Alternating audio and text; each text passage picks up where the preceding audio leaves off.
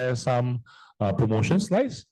Before that, let me just explain to you, at your seat right now, next to your armrest, right, or the armrest area, there's this QR code, right? It's a feedback they can scan, all right? This feedback is not for the event. This feedback is for the UX or the user design of our platform. So if you want to put in some of your views, right, just do share some of your views with us on the user experience and some of the enhancement that you might be looking at. You can scan the QR code to do that as well. Another thing is, do not leave the, in the goodie bag that you have, there's a bottle of water, right? So if you have drank it and left it on the floor, do take it with you when you're leaving the auditorium later at the end of the session as well. Okay, so later on, I'll be sharing some of the promotion. Some of them will be specific to the physical audience only after you complete the STEM card. All right, since some will be actually available for everyone, including the Zoom as well as the physical audience. All right, so for today, we have both the Zoom and the physical audience joining us today for the Singapore Strategy Stock Pick. All right, so I will start with the promotions first. Very shortly, just confirm that the Zoom is going to begin soon.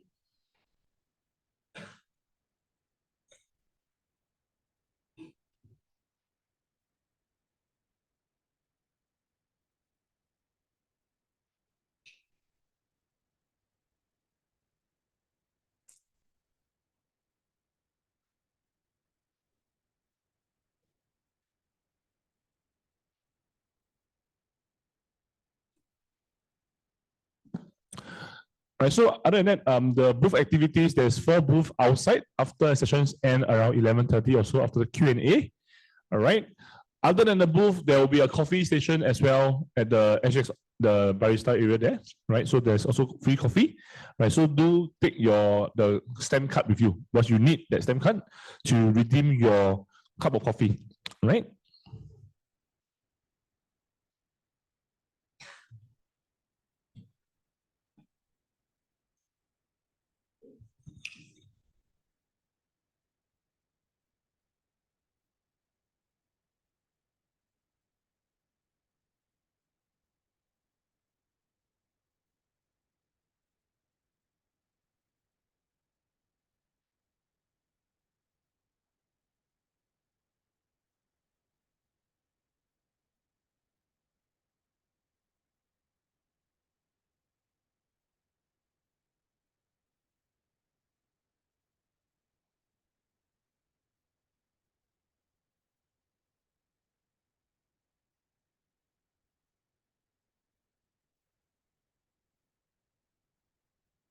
I never meant to do the worst thing, not to you.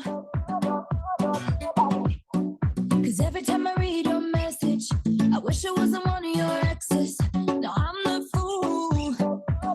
Since you've been gone, been dancing on my own. This boy's up in my zone, but they can't turn me on.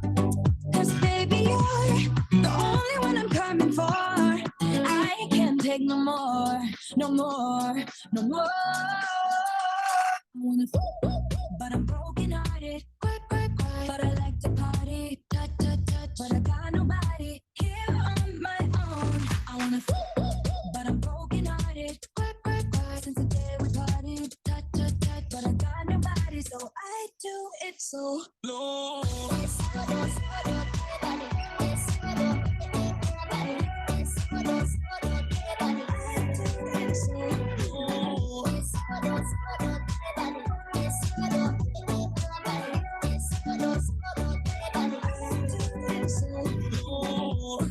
Every single night I lose it.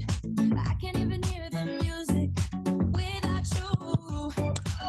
All right, welcome everyone. Thanks again for joining us for this morning Saturday session for the Singapore Strategy Stock Pick for 4th quarter. We'll be starting very shortly, so for those that just came in, do take your seats. All right.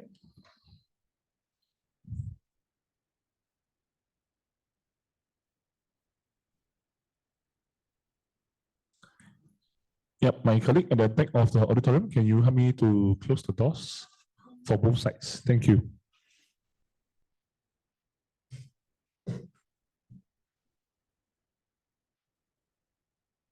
All right, thanks everyone.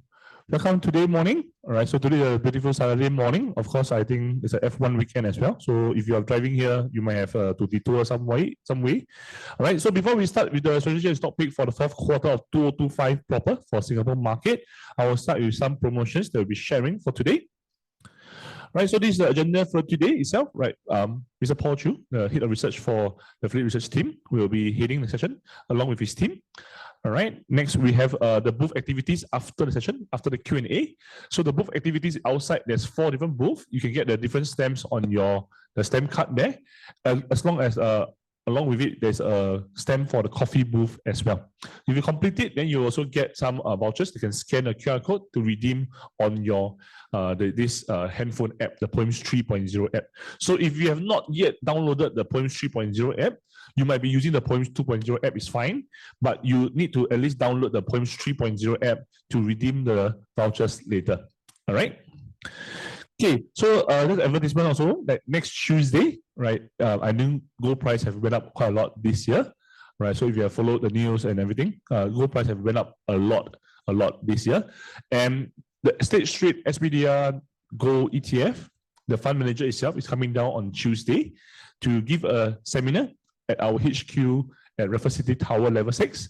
So if you are interested to join, just sign up on the page. Go to our Poems homepage. There is the webinar education page there. You can see this session and just join us. If you're not free to join us physically, it will be on Zoom as well. All right. So you can scan the QR code if you want to scan now, or you can just go to the website and sign up later. All right. Okay, next one is our referral program. So if you have friends or family members that have not yet used or open account with Poems before, you can refer them. Right, so you need to use your own unique referral link to get the referral rewards itself. $60 of rewards per new account that you open if you meet the terms and conditions itself. All right. Next, also we do have still ongoing. This is ending soon. This month itself in October. If you're the top trader of the DLCs for either SocGen or UBS DLC for the period of from August to October, you will actually get a free trip to Paris or Zurich.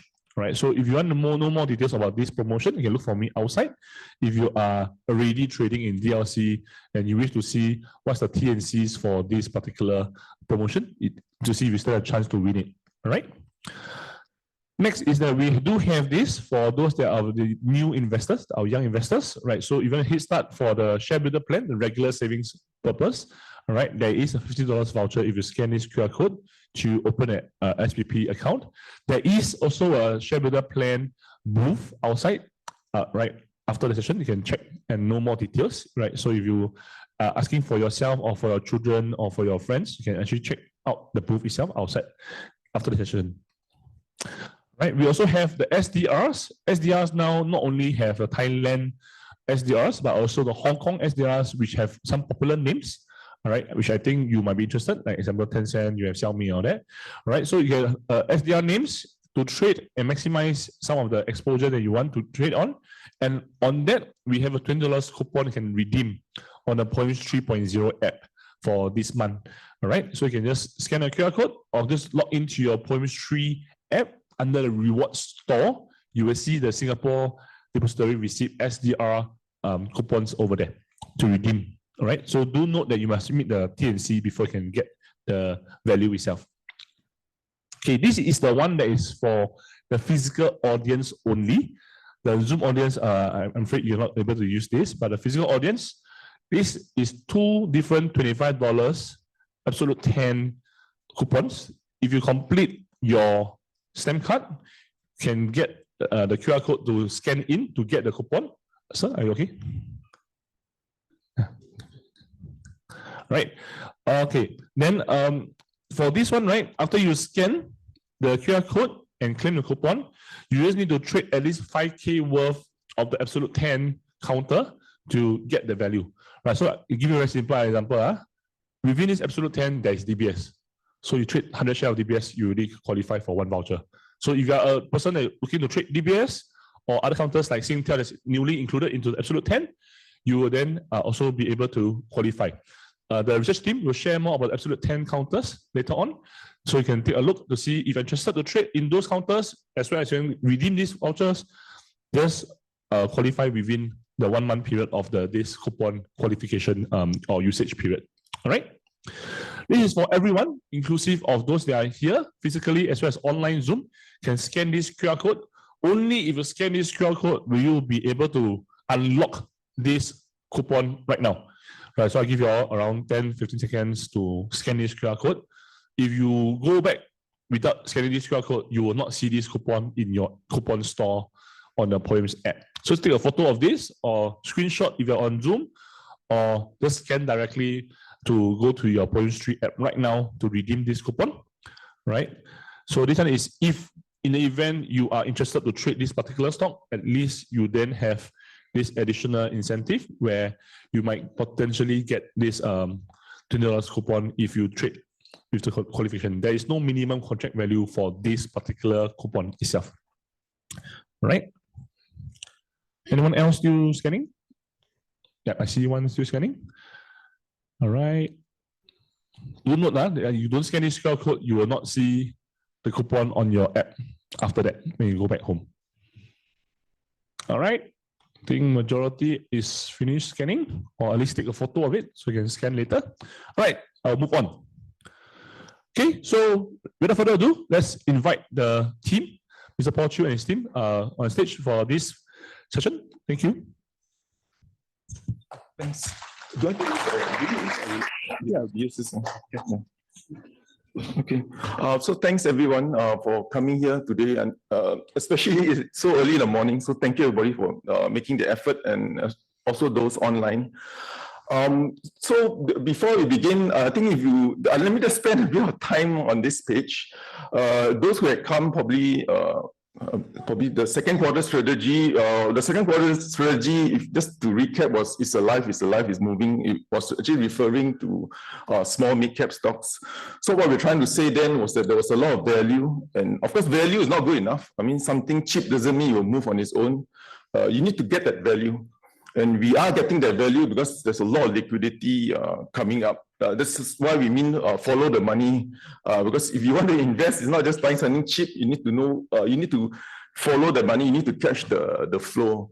There are a lot of things we write, and there's a lot of things that we don't write. So if I really could put a title, the real title would be I want it up. Okay, so what I mean by I want it up is I think the you all should know by now, I put money in the stock market, I subsidize investors, I subsidize listing, I fund research reports, and investors still ask us, no, I mean, because this is your own savings, no, do you think there's still upside? If you still don't get the hint by who is I think maybe a voucher will help, okay? But what I'm trying to say is that they want it up. Okay, so by now you should get the hint, and not only it's not only just the EQDP money that's coming in, the 5 billion, which we think at best is only 500 million that's in the market. At best, that's probably too aggressive too. So there's only going to be 9 times more money coming in. There's also EQDP plus, because it's not only the 5 billion, they have to raise more money, those who receive it. And also there's a EQ plus T, which I made it up, I mean, it's the Temasek, because even DBS is putting 2 billion share buyback, Singtel, 3 billion, Singtel is putting 2 billion buyback, Capital is putting 2 billion. So if you still don't get the hint, maybe a voucher is needed. Next slide. So this is just a disclaimer. Again, these are just our views. The information is public. We tap on it, and do seek advice from your financial advisor, because this may or may not suit your various needs. Our agenda is, as usual, we'll run through third quarter performance. Very quick snapshot of macro. I mean, it's Saturday morning, nobody wants to hear too much of macro, but all our analysts will give their perspective. We have a technical analyst, Zane, then we have banking. Then Darren will go through REITs, because these are all, we will always have these two, because these are two popular segments. Then we will talk about small mid caps. They've run out a lot, obviously, but we're looking for those that are cheap and good. And of course, we have the model portfolio. Okay, we go through the third quarter performance. These are the large cap names. So On your left, you will see that the banks have done well. Not all, it's a mixed performance. Those who were willing to give good returns, give dividends, will outperform. Those that still see shadows, want to hold back on the reserves, although 7 months is over, still see a lot of things out there, don't want to give out any dividends, you have a weaker bank performance. The one that have done well is like shipping, Yang Zhejiang, CDL property, because of strong earnings. We're a bit curious of Yang Zhejiang because the container rates are actually down 40% to 50%, but because of the good earnings, no, investors still want it. Worst performers would be, I think, Semcor, SIA.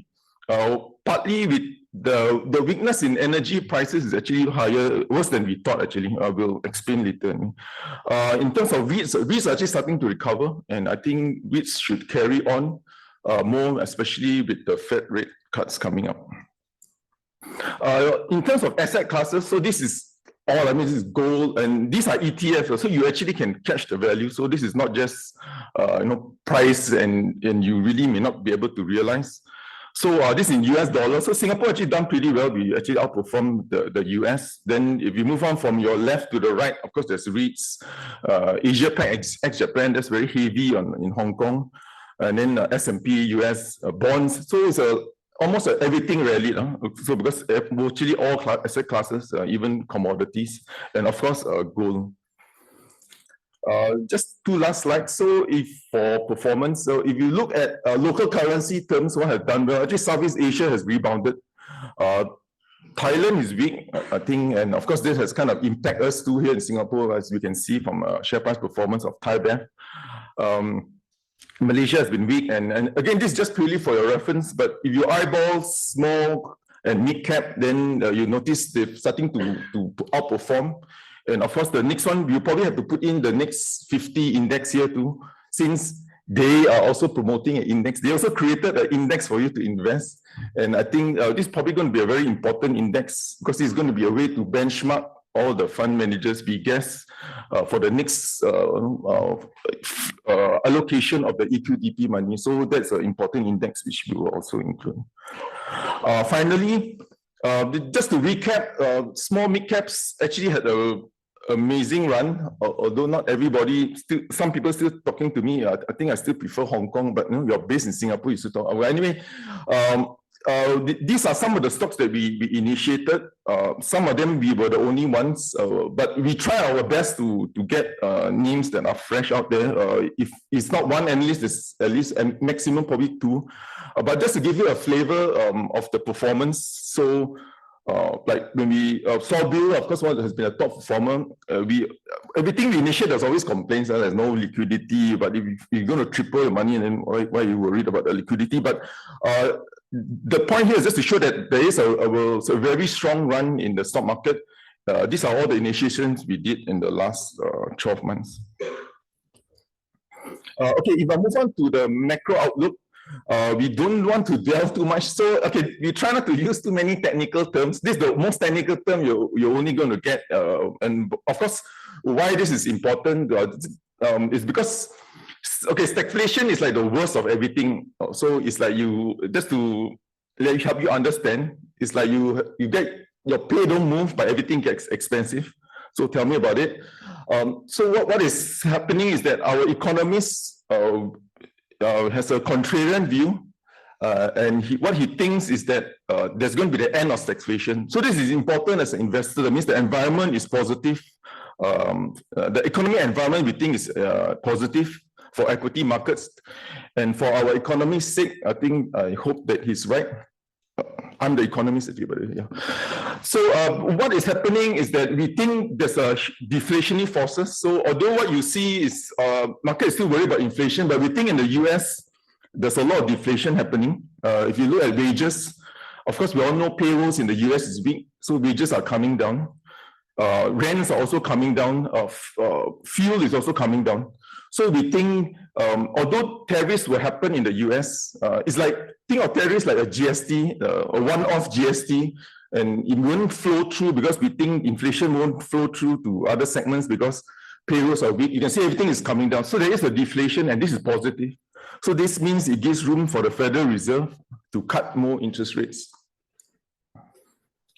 And of course, when you have jobs are down, so in the US, so this slide here is basically the jobs in the US. The blue line is private. So although we see headline jobs, you have to separate between what is government, social, and what is private. That means what is the real economy. So you notice the blue line is coming down very fast. And the red line is actually quite stable because the government keeps on spending. I'm referring to the US, of course. And the US GDP was up 6% in the second quarter. So what this means is that when the GDP is high and jobs are down, it means productivity gain. And productivity gain, again, is very technical, but it's always a very positive for the economy because you're doing less, you're doing more with less people. And we think this productivity boom should continue. Because what's happening is that, especially with AI, we get the sense that a lot of corporates may not hire en masse a lot of people because you probably want to try AI initiatives before you hire lots of people. So you might get this productivity boom. And why is it important as an investor? Because when you have a productivity boom, means there's room to cut rates because it's not going to stroke inflation and so forth. And there's two more slides on macro. The US government is still spending. So that's why we don't think the US economy is still resilient. You're spending 2 trillion a year. Although Trump says that he's collecting a lot in tariffs and so forth, which is actually the blue line or the dark blue line. But you notice they still spend just as much. So it doesn't. So even though they collected a lot, but because of the One Big Beautiful Bill, they also spend a lot in terms of tax incentive and tax cuts.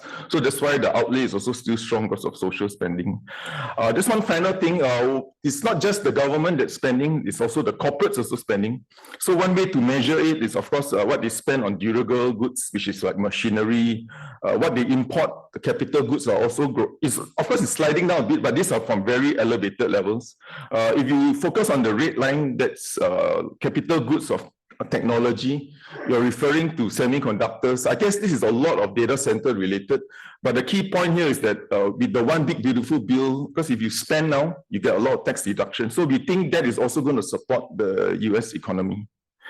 And finally, of course, interest rates are falling. I think it's not so important to get bogged down on whether it's 2 cuts, 3 cuts, or next month, this month. The key thing is directionally, interest rates are coming down. And of course, what you see the numbers there is basically what the futures market is pricing or guessing. So basically, you are still looking at least, I think, 4 cuts the next 12 months. And it's not only just about the interest rate cut. It's the picture there is not from me. That's Donald Trump's picture. So I don't dare to put this kind of picture. So what he says is that you're fired. So the more important thing is that we think that monetary policy becomes like a fiscal tool.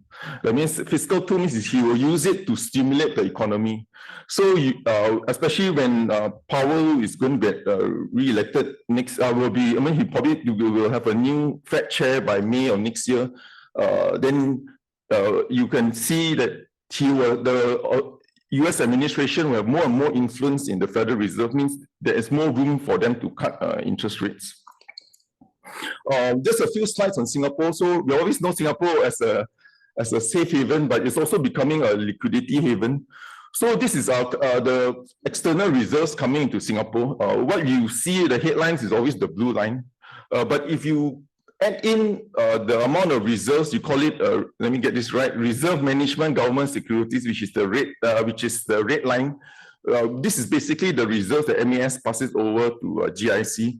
The actual reserves Singapore is having is almost 600 billion. So there's a lot of liquidity coming in, and that is almost double the pre-pandemic. And you will notice that too, I think, when my colleague Glenn talks about banking sector. So the banks are absorbing a lot of liquidity. I mean, even DBS in the call say that they have so much liquidity, it becomes like a float. They just park it in, SORA, just make like 1% spread risk-free. So it used to be 60 billion, a year ago, it used to be 60 billion a year they collected in deposits growing. So roughly about 5 billion a month. Now it's going to 12, 13. So there's a lot of liquidity. And why is this important as investor? Because liquidity is good, and liquidity can spill over. And liquidity is actually bringing down interest rates in Singapore. So interest rates in Singapore, so there's a few here. So the blue line is the US interest rates, although we are fixated with the US rates, but actually in Singapore, rates have totally collapsed. I think especially those who park money in the FD, you probably know this. Like the 3-month SORA, so that is basically the rate that corporates borrow roughly. So that is equivalent over the last 12 months of 200 basis points cuts. So it's like the Federal Reserve cutting 8 times. So you cut 8 times, you should have some fun too. So hopefully this fun will happen. This fun time will also happen in Singapore. And overnight rates has also dropped about almost just slightly above 1%. So just 2 more for me before I hand it over to Zain. So what all this means is that valuations are attractive for Singapore, even though the markets have rallied. You can't do a valuation without looking at interest rates. So it's a bit of a complex. So earnings yield is like your PE. So you're getting like 7% yield from the market, but interest rates are only 2%. So you're getting like a 5% pickup. So compared to interest rates, the Singapore market hasn't even hit average levels. And in terms of PE, which I think most of us are a bit more familiar, we are probably average about 13 or 14 times now. So even if you push it up a bit higher with all this liquidity coming in, you're looking at least a 13% upside to the market if you push it up to 15 times. And always remember the key thematic of this session is I want it higher. Okay, so just remember that if there's only one takeaway that you get, and the environment is right because because of the poor, there is no alternative now because interest rates are so low. Yeah. So with that, I'm just going to hand it over to Zain. He will just talk about the technical outlook, and I think it's positive.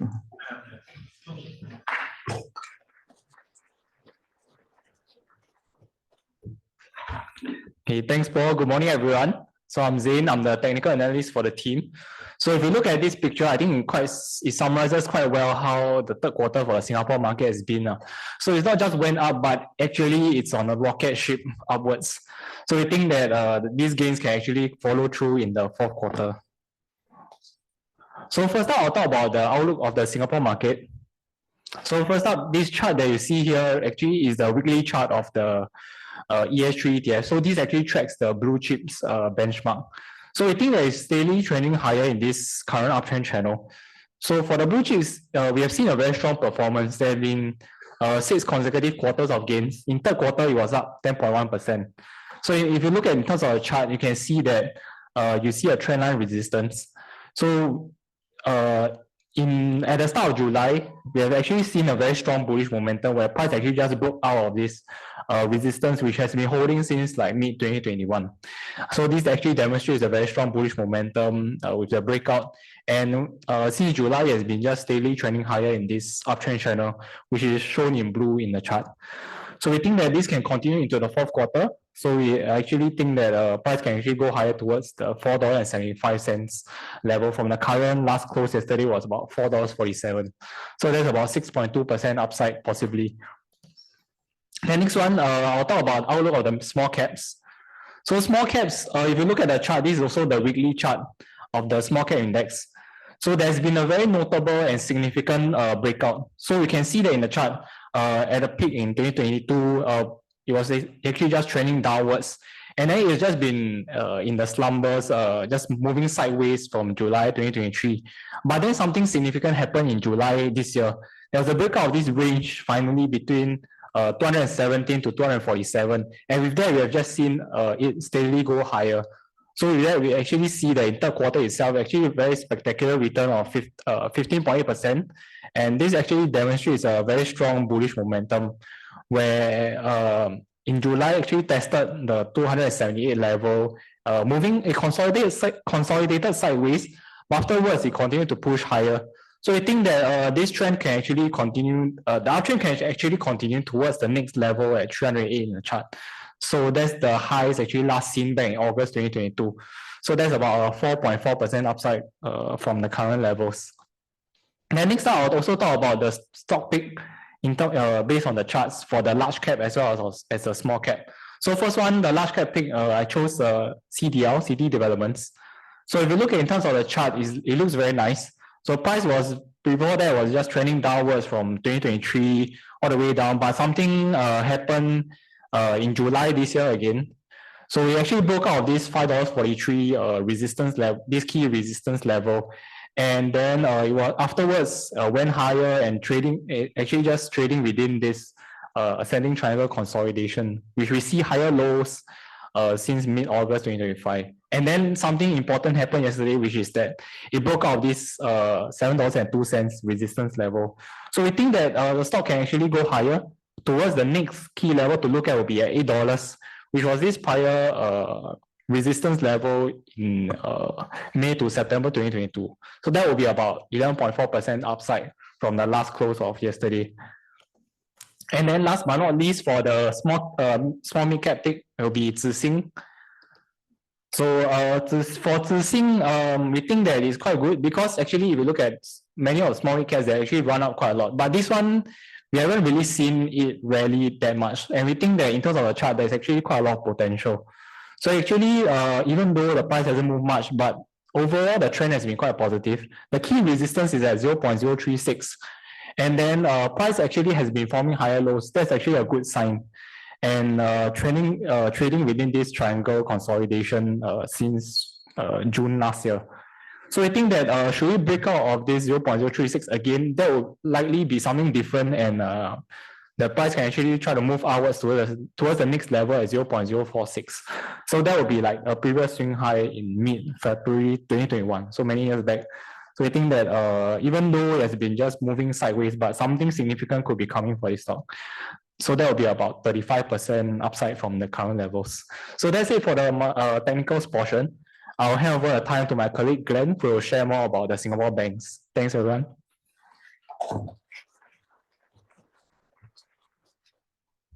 Hey, thanks, Zane. Yeah, so I'm Glenn. I cover the banking sector, everyone's favorite sector.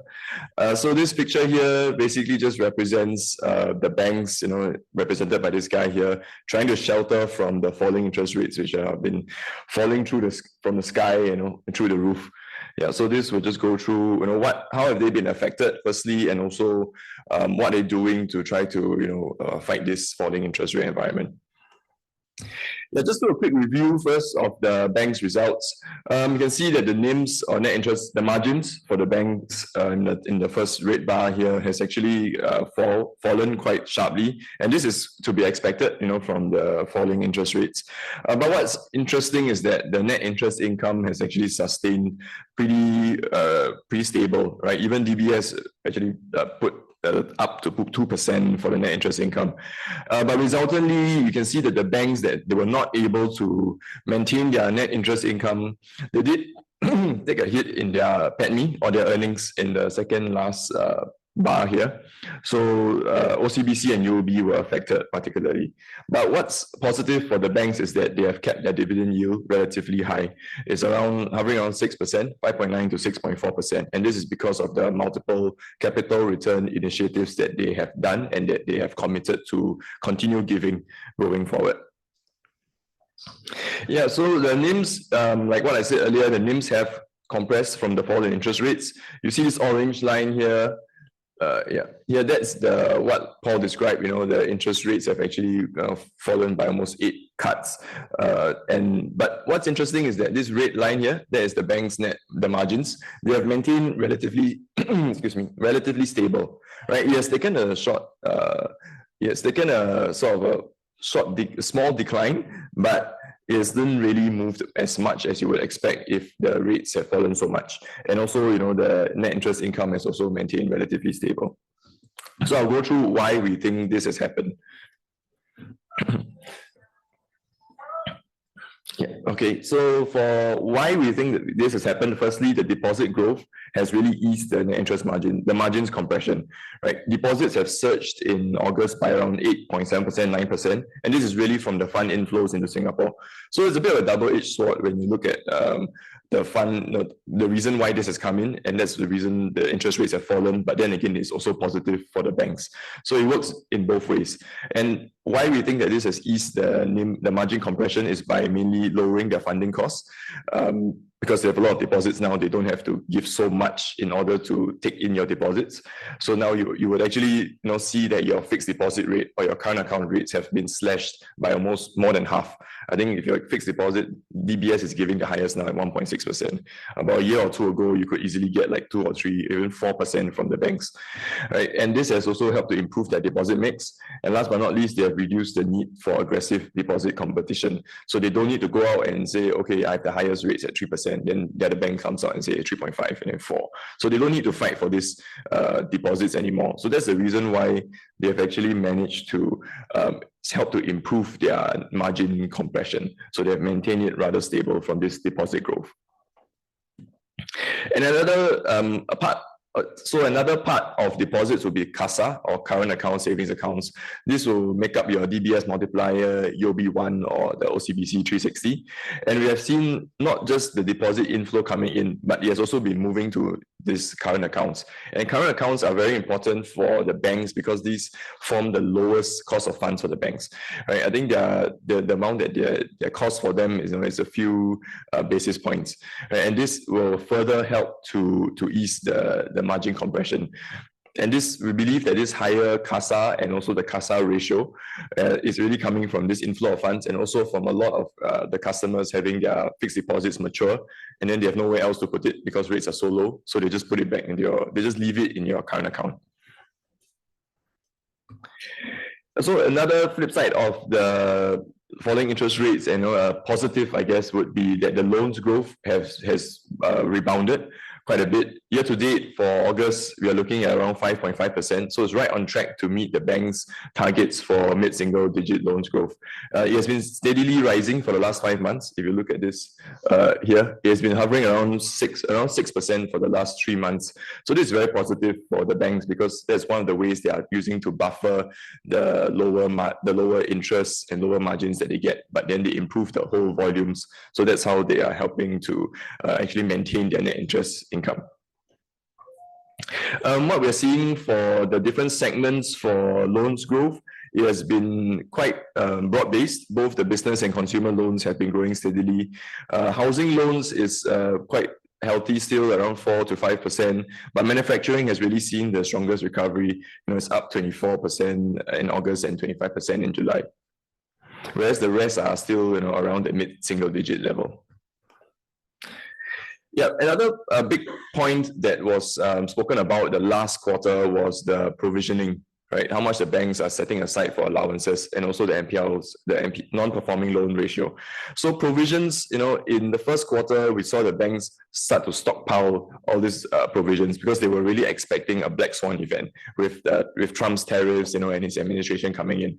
But I think what they realized, and what everyone else realized was that, oh, it's actually not that big of a deal and nothing really happened. This black swan event didn't come true. So the banks have started to lower the amount of provisions that they are taking in, or they are putting on, in the second quarter. And we believe that this will continue, and even a possibility for some of these excess provisions to be written back. So the banks have actually put on a huge sums of provisions ever since 2020. So during COVID, they were very worried that, COVID, the pandemic is here, we need to put on because we will get more non-performing loans, non-performing assets. So they started to pile on and pile on.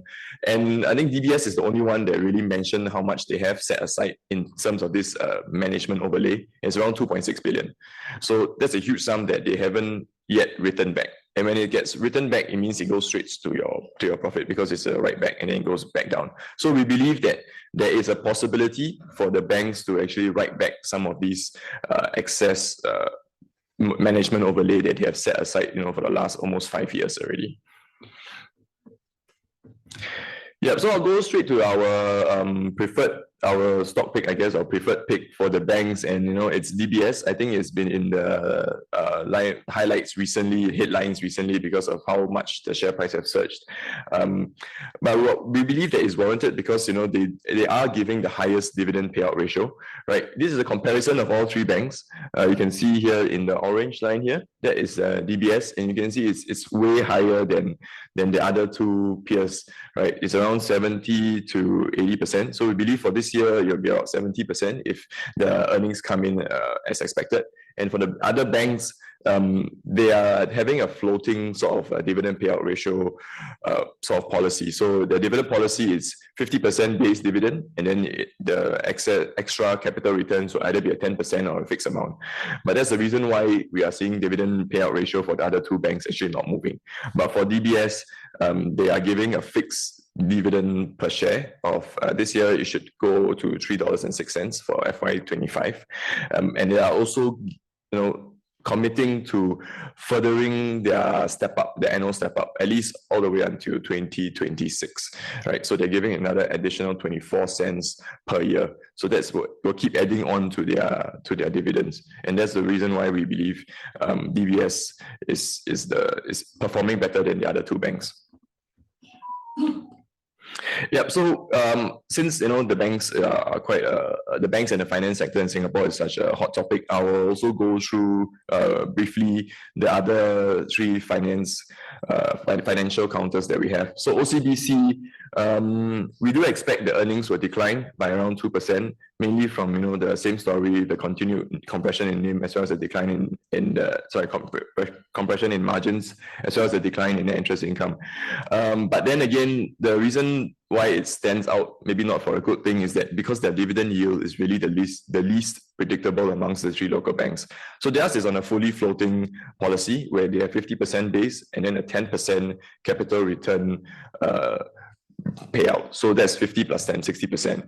And another thing to highlight is that their capital return plan ends in this year, right? They have only given guidance all the way for 2 years. So it's 2024, they paid out, then 2025, they are going to pay out. So what happens after that, we're not very sure.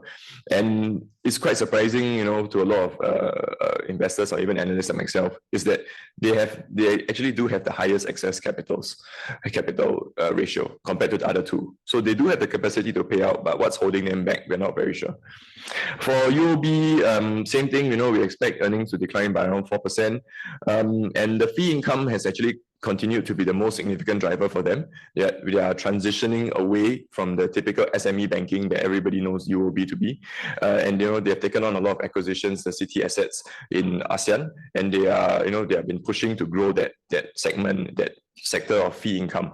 But then again, it's quite interesting because the last quarter, I think why they did but not as well as the other banks is because their fee income didn't perform very well. And the reason for that was their customers are quite prudent. So what they're saying is a lot of their customers, instead of in this low interest rate environment to put it back into a wealth management product, they actually just place it into fixed deposit, even at that 1+%. It's because they are scared or they're holding back, right, from investing because then they're worried of the whole volatile environment. So that is what has actually been holding them back, because it's these prudent customers are providing a headwind for them to grow fee income where they want to grow. And last but not least, we have SGX. So SGX, we do believe that the heightened volatility from the Trump administration, and he has he keeps saying stuff, it will really help to boost volumes, and it has volumes have continued to increase for almost the whole of this year. And also the fact that Singapore's standing as a flight to safety will also increase volumes, because a lot of the inflows come to us, and we have seen a lot of the deposit inflows as well come to Singapore, and so this will benefit SGX trading volumes, and that's where they really get a lot of their profits from, is from trading volumes. But however, a big portion of their if you put your money with SGX, there's this thing called a collateral balance, and that's where they will place this collateral balance into fixed deposits or treasuries to earn an interest. So this interest treasury, they call it treasury income, interest income. It makes up quite a big portion of SGX's revenue. It's around 17 to 20% depending on which year you look at. And how they make the money is that it depends on interest rates as well. So it's really interest rate sensitive. And this falling interest rate environment has remained a headwind, because we have seen their treasury income fall by around 20 to 25%. Yep. So that will be the only headwind for SGX. So that's all I have for the finance sector. I'll now hand it over to Darren, who will cover the REITs. Thank you. Yeah, thanks, Glenn. Hi, everyone. I'm Darren. I cover REITs and property. Yeah, so first of all, Oh yeah, so this is the chart. So over the past 4 months, we didn't know REITs have already rallied about 10%. So the first quarter of the year, the REITs performance wasn't that great, it was down, but year to date is up about almost 9% already because of the past 4 quarters, because of the past 4 months, very good share price performance. Yeah, so for us, we still think this rally can continue. So that's why we say this rebound, we expect it to be sustained, mainly from the rate cuts that are upcoming and the rate cut that has already came in last month. Yeah, so first of all, this is the forward dividend yield as well as the DPU growth. So let me explain this table, or rather this chart.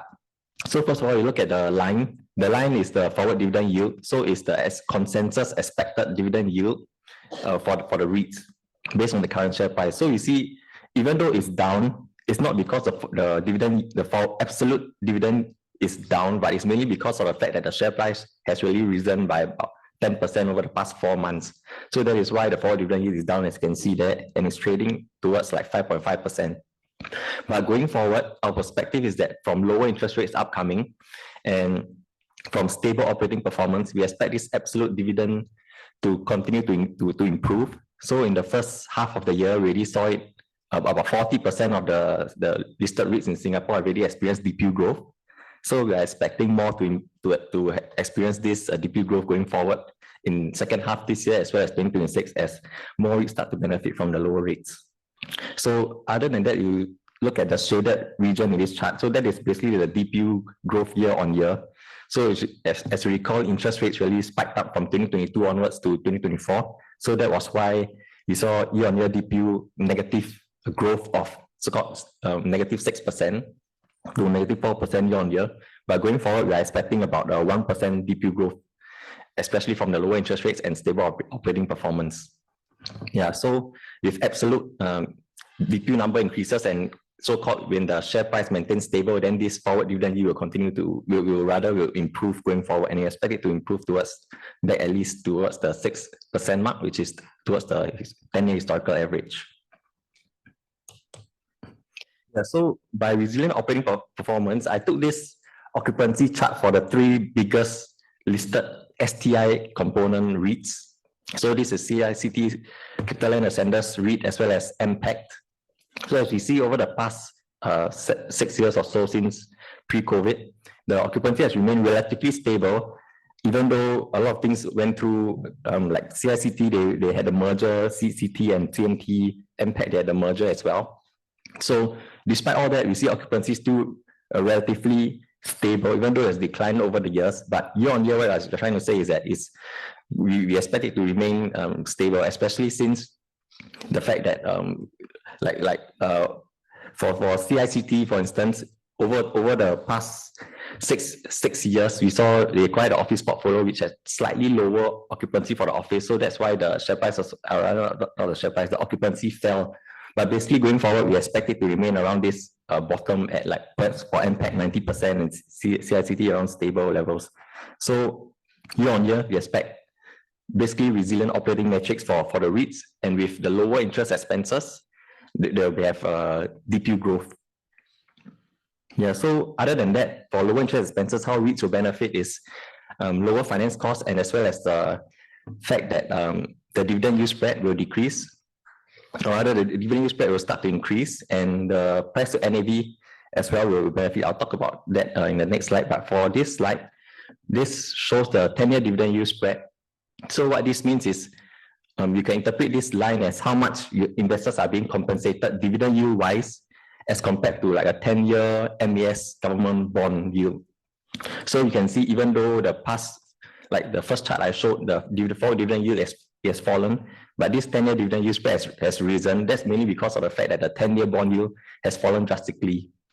So other than that, if you look at like fixed deposit rate, like my colleague Glenn mentioned as well, so now the highest rate you can get is at 1.6%. The normal rate or the average rate you can get probably around 1% now. And the Singapore savings bond interest rate is also now, you only can get like less than 2%, probably around 1.8%. So as a comparison, REITs, even though the dividend yield spread against, as you saw earlier, is lower than historical average, the fact that what you can get out there is a yield instrument like the fixed deposit rate, as well as the SSB and the 10-year government bond yield has already crashed and is much lower. So as a result, REITs are still looking at as a comparatively attractive yield instrument as compared to these other instruments that are just basically paying so low rates.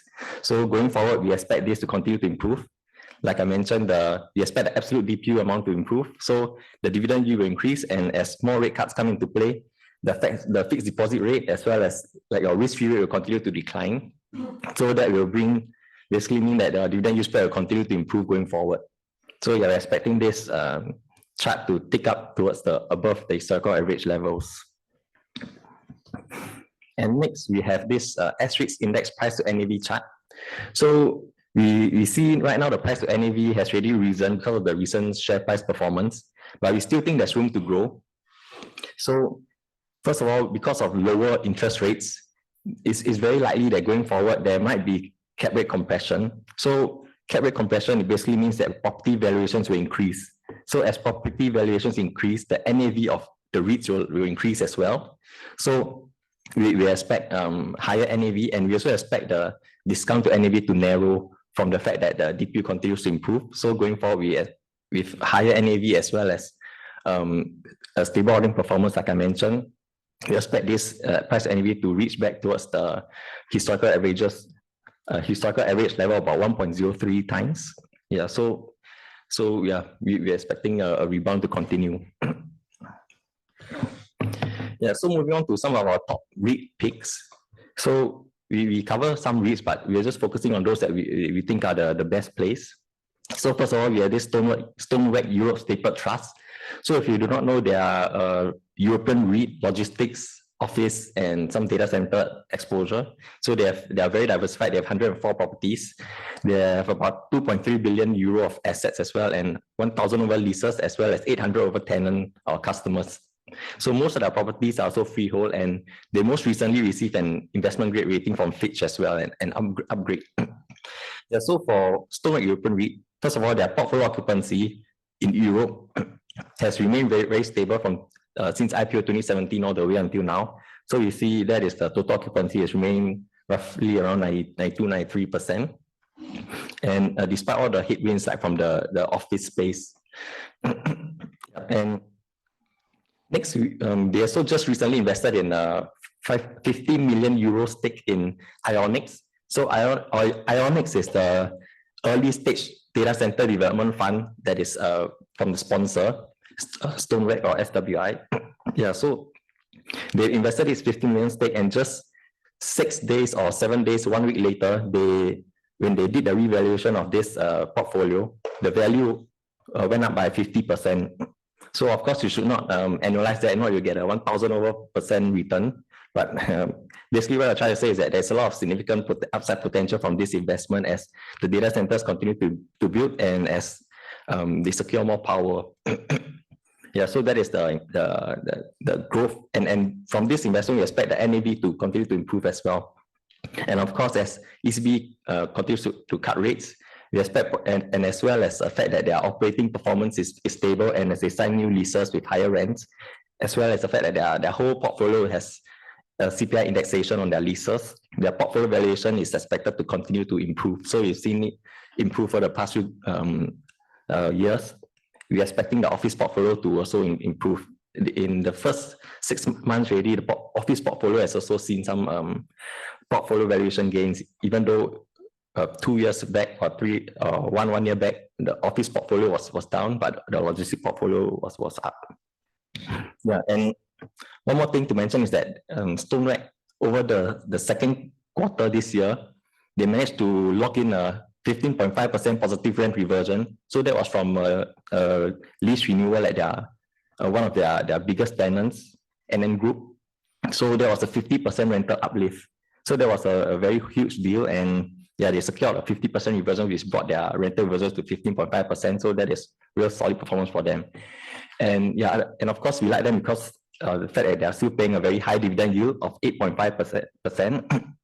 And we're expecting this year's dividend or DPU of about 13 cents to be the lowest, to be the bottom, and we expect this 13% to improve going forward from next year onwards.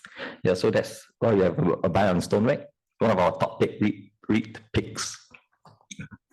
Yeah, next next we have CapitaLand Escort Trust. So basically Escort, if you do not know, they are a very diversified hospitality REIT. They have 101 properties, global presence, over 45 cities. Yeah, so we like them first of all because organically their growth is strong. Their RevPAR continues to grow. They are stable.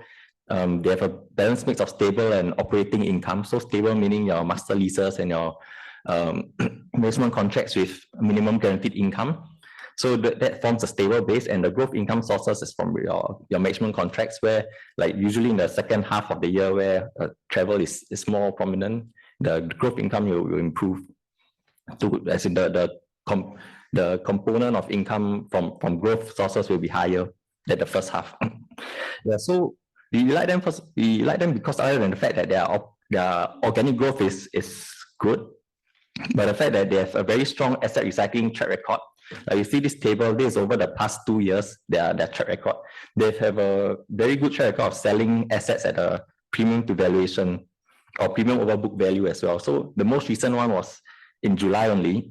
They managed to sell Citadine Central Shinjuku, Tokyo at over 100% premium to book value. So that unlocked significant gains as well, over 50 million. Yeah, and we expect this trend to continue, especially now that interest rates are lower. It's easier for transactions to happen as loans are, you can take lower loans, and basically investors are starting to look at more transactions as well with the lower interest rates. Yeah, so that is a very solid track record for CapitaLand Escort Trust, and despite all that, they are paying basically they're paying a 6.5% yield. They have indicated that if the yield does not reach 6.1 cents, they will use some of the undistributed capital gains that they have that are still sitting on the balance sheet, so that they have about 250 million of that. So they will use that to top up the dividend. So basically, you've already secured a 6.1%, or rather 6.1 absolute DPU cents, which translates to about 6.5% yield for CapitaLand Escort Trust. Yeah, so that's why we favor them as well. So moving on, this is not a REIT, as you all know, but it's another one of our topics that's in the absolute 10 portfolio.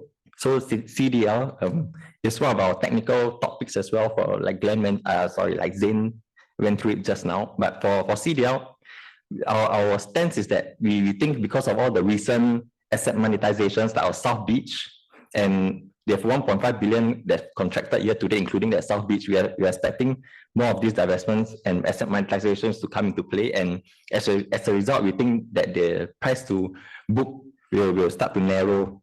So we see now it's trading at almost 15-year lows price to book. It recently just rose back because of the divestment of South Beach and the asset monetization plans.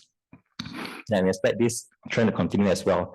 And other than that, their operating performance is very resilient, very stable, especially from the recent take-up of property launches. Like you saw the Ori 92% sold, Norwood Grand last year 85%, Cassia 76%, and even the luxury Union Square residences, even in a market that was quite challenging, like ABSD 60% for foreigners, it's still a quite challenging market for luxury, but it's really picked up.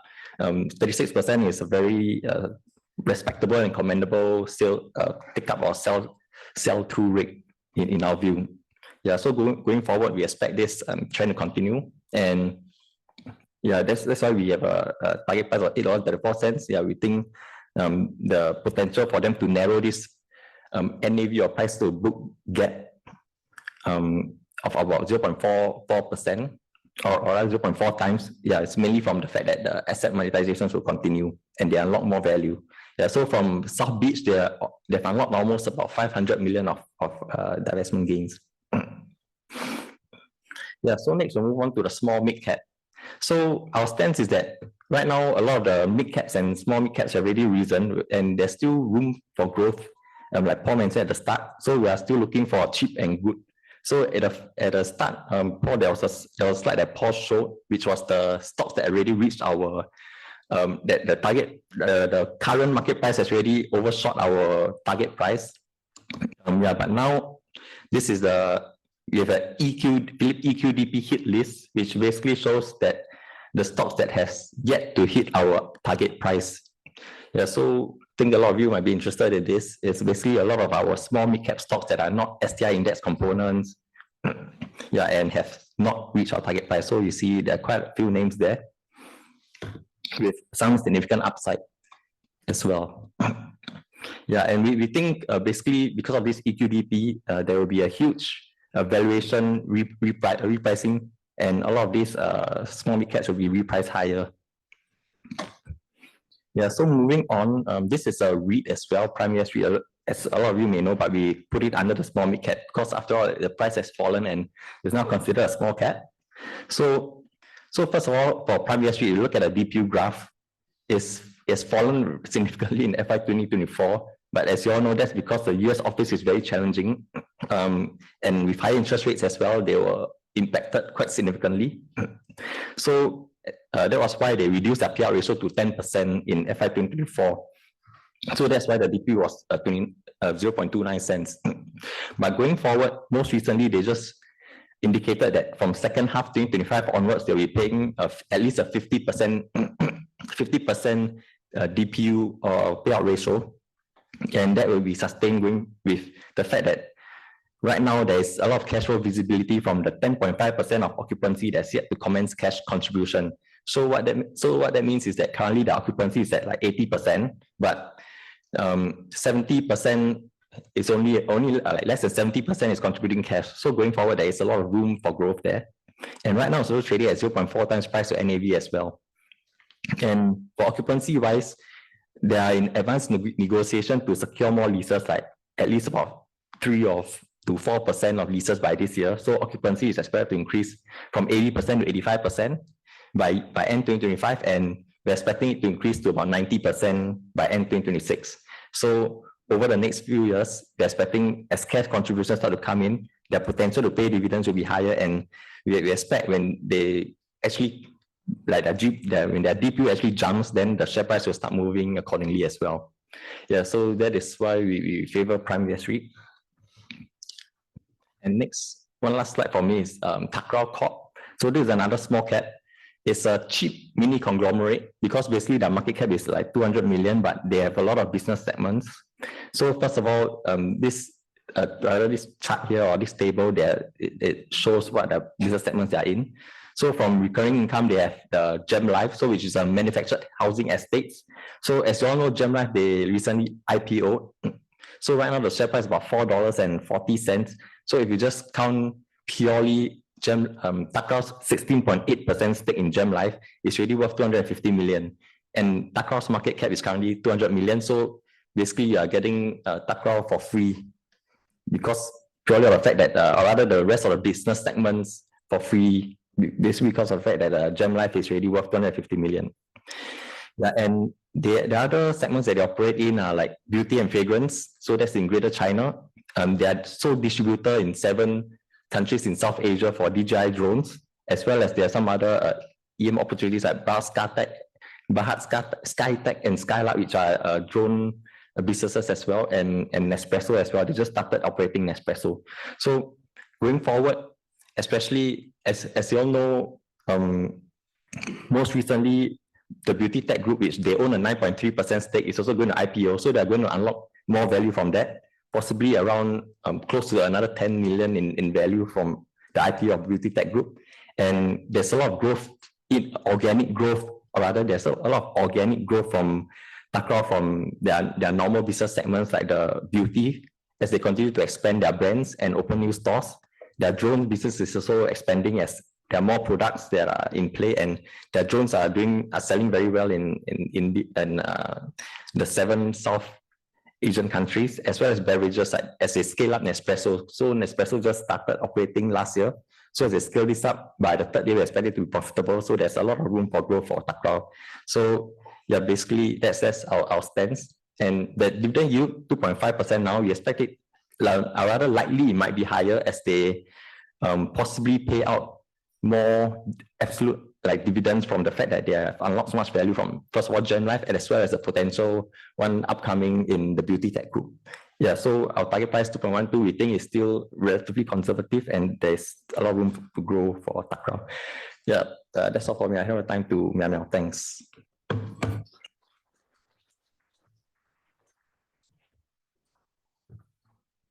Thanks, Darren. I'm Meow, or airline and small to mid-cap analyst. Yeah, I will be going through the rest of the small cap selection. So instead of buying gold directly, we believe CMC would be a high beta on gold.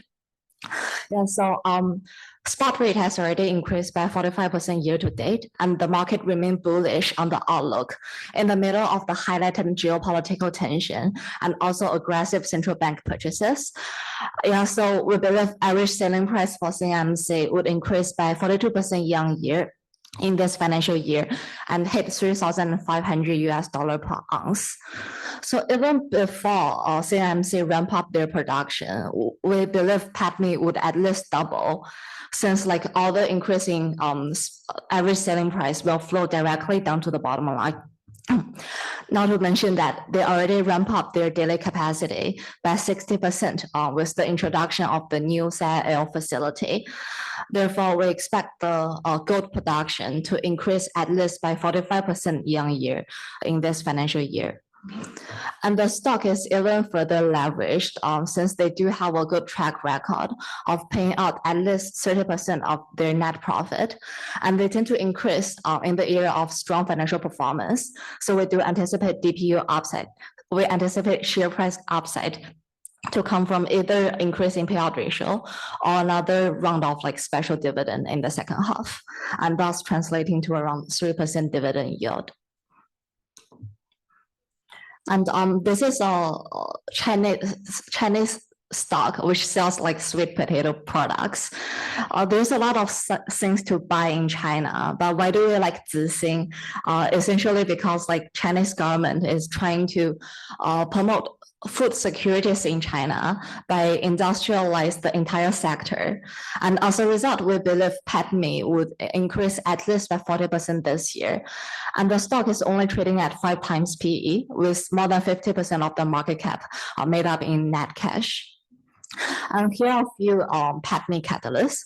Firstly, we do anticipate sales for fresh sweet potato to increase by 27% year on year, supported by expanding in their cultivatable area, and also 20% increase in the food cold storage capacity.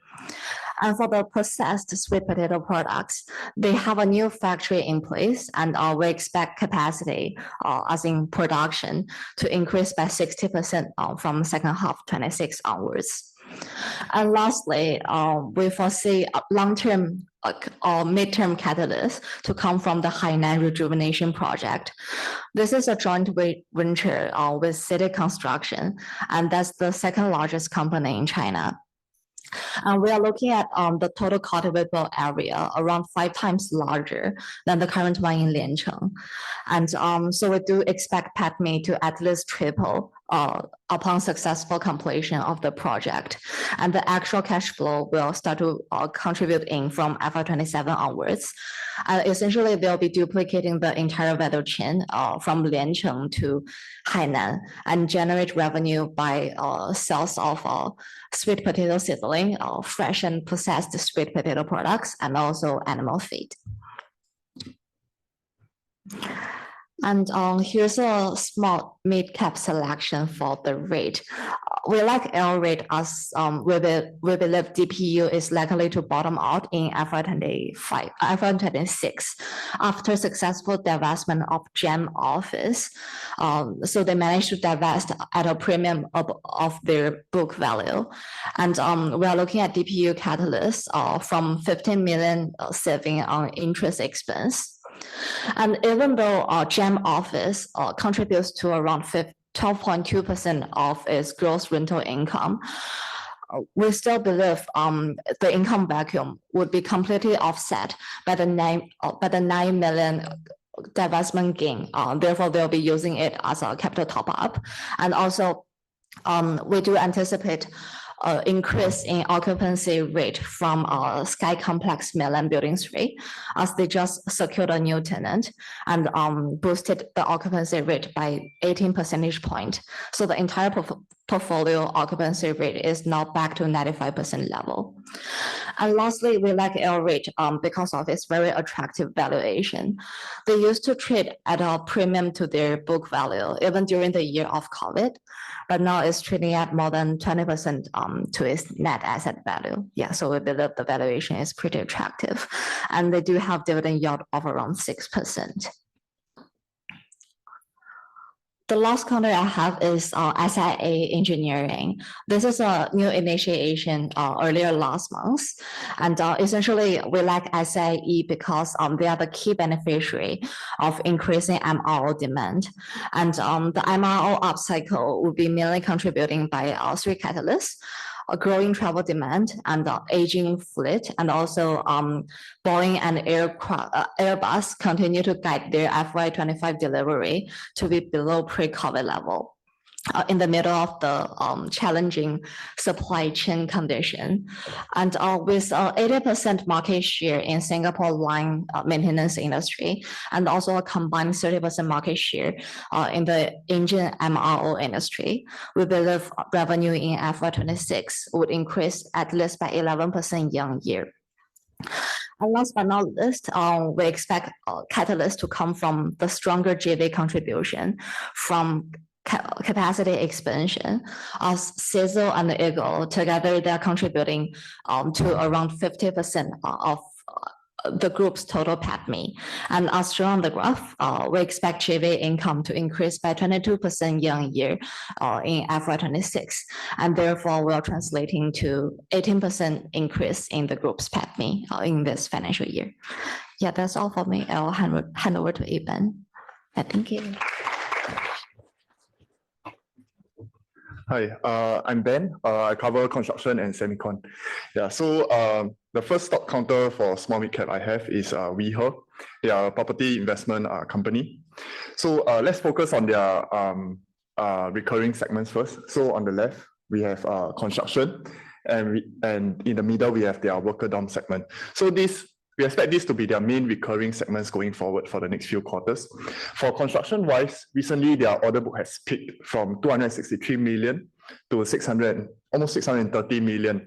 This is because they won 2 HDB BTO contracts to be built, and these contracts will last till 2029. And we do think that their construction segment will be able to support their PATMI and revenue growth going forward. As for their worker dorm segment, they recently opened 3,000 more beds, so there's about 20% more beds for worker accommodations in June itself. And by the end of the 4th quarter itself, we do expect an additional 7,300 worker dormitory beds. So in total for this year, we do expect an increase in worker dorm capacity by 66%. And we do think that this will bring in a lot of recurring income for WeHer, because there's still a very strong demand for worker dormitories, especially in this environment of very big construction projects coming up. For example, the Terminal 5, as well as the integrated resorts. There's a lot of demand for workers in Singapore. So hence, WeHer's worker dorm segment will also benefit as a result. Last but not least, for their WeHer's property development and student accommodations segment, I think many of you who invested in WeHer at the start of this year has benefited from the special dividends being given out. There's a 15% yield, 7 cents per share special dividends being given out. Yeah, so WeHer also took in a lot of net proceeds. They took in about 300 million in net proceeds, and now they have turned from net debt to net cash. So they have a very strong balance sheet. And going forward, they are also developing their Fund 2 business, which is a single asset fund. And overall, in total, we do expect about 230 million worth of assets being divested from the second half of next year onwards. So there may be some sort of special dividends coming in from the second half of next year onwards. For my next counter, Franken, for those who are unsure, Franken does semiconductor component manufacturing for equipment makers. So their biggest customers are ASML and Applied Material. Over here is a chart of, ASML and Applied Materials revenue growth. So that one is in the blue line. compared to Franken's revenue growth, which is in the red line. As you can see, ASML and Applied Materials revenue growth sort of leads Franken's by a bit. When it drops, Franken will also drop. When it goes up, after a few quarters, Franken will also go up. So currently it is in an uptrend because there is a very strong demand for semiconductor equipment from foundry players, for example, TSMC. Yeah, and next quarter itself, we do see a bit of a slowdown, but there will still be a 14% growth in terms of their guidance itself for the combined guidance from ASML and Applied Material. So this slight slowdown is because there's a bit of a order volatility from their major foundry players, for example, TSMC, because in this uncertain environment, TSMC does not want to commit so much capex in the next few quarters. And that's why ASML and Applied Material guided a slight slowdown in terms of revenue growth. However, we are still positive in Franken.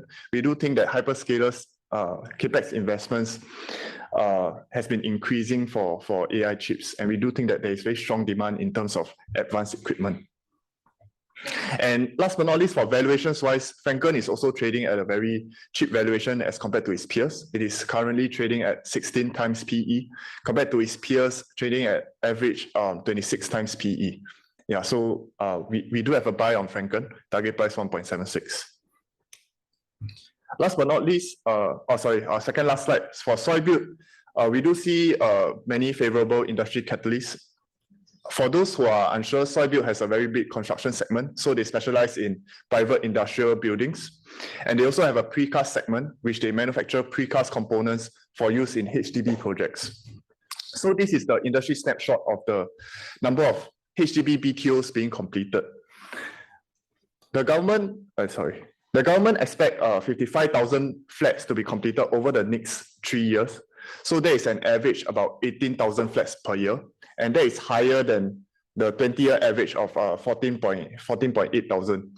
Yeah, and government actually raised this expectation. Previously, they guided 50,000 flats. Now they raise it by 10% to 55,000 flats. So the government expects a greater supply of BTO flats coming up over the next 3 years. And we do think that SoyBuild will be a major beneficiary because now the new BTO flats are being constructed using precast components. And SoyBuild is the 1 in 5 companies which has precast fabs in Singapore.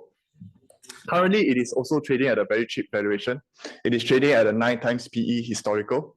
Compared to its peers, construction peers in Singapore is trading at average 15 times PE.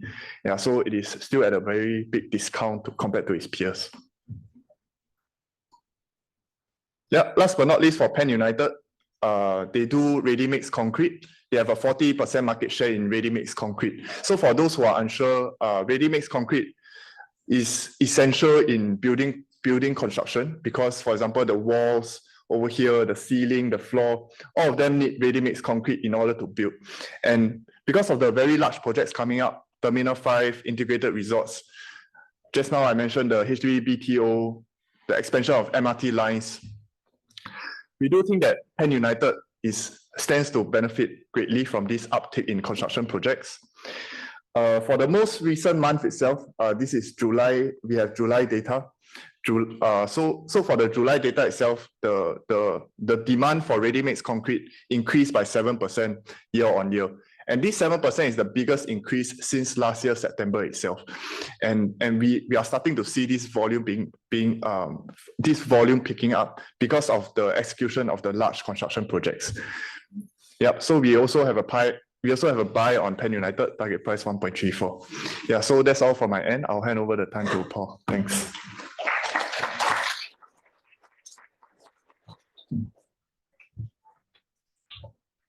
Okay, thanks, Iban. So I cover small cap, large cap, strategy also do, economies, really Python. Okay. So I'm also covering the next small cap, which we initiated, Kelly Choice. Again, we can understand the volumes, the liquidity is thin. And the feedback we get is that when the liquidity is thin, the risk is high, which we understand. And of course, we are very careful when we cover stocks that the liquidity is thin because we know the risk involved. But I mean, just to give you some background. So they've been listed many years. I think know them for many years. Only now we start to cover. So they are in 3 key businesses, but what has helped them turn around is that they are in this logistics 4PL, basically just handling all the handphones. They swung from a loss to a profit over the past 12 months. And also, they're also turning around the ICT and also network engineering, which they are targeting more into data centers. And that's why we think the valuations are warranted. And the key thing to note here is this is a ST Telemedia owned company, very rare. ST Telemedia, of course, owned by Temasek. And it is, and ST Telemedia has more than 90 data centers. So, and hopefully as they move into more data centers, there could be more opportunities there. So we have a buy with a target price of 215. The next stock that we like is Geoenergy. So Geoenergy is a coal company. So coal company, those coal companies listed in Singapore obviously is a mixed track record. It's more like hit and then really miss and crash. So of course, again, we're very careful. So the difference is that this coal company is turning into an infrastructure provider. So if you look at this map here, they are spending 170 million. You can think of it like betting the whole balance sheet on building a US $170 million road. And the reason they're building this road is because they're going to ramp up production once the road is up. And building roads in Indonesia is tough. I mean, it's all the local, you have to resolve a lot of local issues. So anyway, once this is done, we hope by middle of next year, our production will ramp from 2 million to 6 million. There will be one source of income. The second source of income will be toll revenue. Because of the road, there are also other coal miners that they can collect toll. The rates is, you can't have a fixed rate because it depends on coal price. So the range can be $6 to $10. But the key here is that assuming it's $10, so you just put 25 and you add a zero, that'll be 250 million revenue. And running a toll road, it doesn't really cost much. I mean, yeah, probably there'll be some animals running across, but apart from that, it's not really going to cost. So a lot of very heavy, very good EBITDA. And the third thing is, this is something new, which initially will be wary because there's a bit of IPT, but they're going to, the reason they want to speed track it is because they also want to capture the river transportation. So coal is not you just dig from the ground, then just bring to the port and then the thing goes. You have to transport it around the river and go to the sea. So transporting it along the river, they want to have that control, and there's also a source of revenue. Even before the road is completed, the key thing is watch for asset monetization. So if it works out, they can actually sell part of the road, and then you can get the upfront value from it rather than wait for the road to complete by 2026. Middle of 2026. So what we are doing is that we are putting, of course, we're putting a big discount on the whole value of this, since the road is not up, and anyone can ask us how you know the road is going to be built. So what we do is we put a big 60% discount to our target price in terms of the value of these assets. Okay, so that ends the small cap. So we just go to our usual model portfolio. So this is a model portfolio, not small cap, so we try to give you dividend yield or earnings growth. The return is not 19, the return is 27 because we took up Propnex, which was up about 116% over 3 months. And we also took up Sembcorp Industries. So thanks to someone's great stock picking, we won't mention here, actually me, but who picked the worst performing index component, which is Sembcorp Industries. So we overestimated the electricity spreads that's coming up. So we took it up.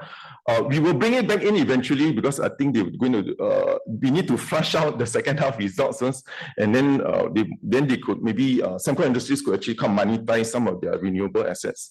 So what we did was we added Prime. So of course, this is, we're taking a risk here, of course, but again, like what we did on gold, we're taking a bet here that the office market will turn around in the US because supply is down 90%. The share price is almost down from high of 90 cents to now 20 cents. I think the risk reward is there for us. And of course, Singtel, we'll do a slide on it later. So this is the performance. Again, apart from the performance, the key thing is also the accountability. I think we also don't want to just give a recommendation and then if you ask us, you say, I don't know. But actually, so we have this model portfolio is also just for accountability, so that you can see, again, you may or may not replicate this because we actually rebalance every month. So to make it easier to compute. And we usually have a commentary if you're running a fund, what with the client. So the client will finally buy you a lunch, but then after that, they'll tell you, we probably want to redeem because you suddenly make some money on the run. So this is probably going to, most fund managers face this, but again, this is just the usual commentary we give on the quarterly performance. So for the two large caps that I will present here before we end it, we still like Capital. So for Capital, we think there's a few drivers to the share price. So the first is there's earnings growth. So earnings is coming because they're going to open a new plant. The profitability, because of the weak electricity spreads, you can't pinpoint the exact number. It may be extremely profitable, or maybe just the returns may not be as high as expected. But the key thing is this is the latest power plant, and it will be new and they will contribute to earnings. The next is, of course, they have a totally new building that they're just renting out. I think latest was 50%, but it should be more in occupancy. And the third earnings driver is this submarine cable. Apologies, we can't really see because that red line is basically the fiber from Singapore to the US. They're going to collect like maintenance income and so forth. So that's one part of the story. The second part is the monetization. So they're going to sell like 14 billion of assets. This excludes M1. So of course, they are going to, I think at least another 2 to 4 they commit to sell by next year. So of course, they will also give you special dividend.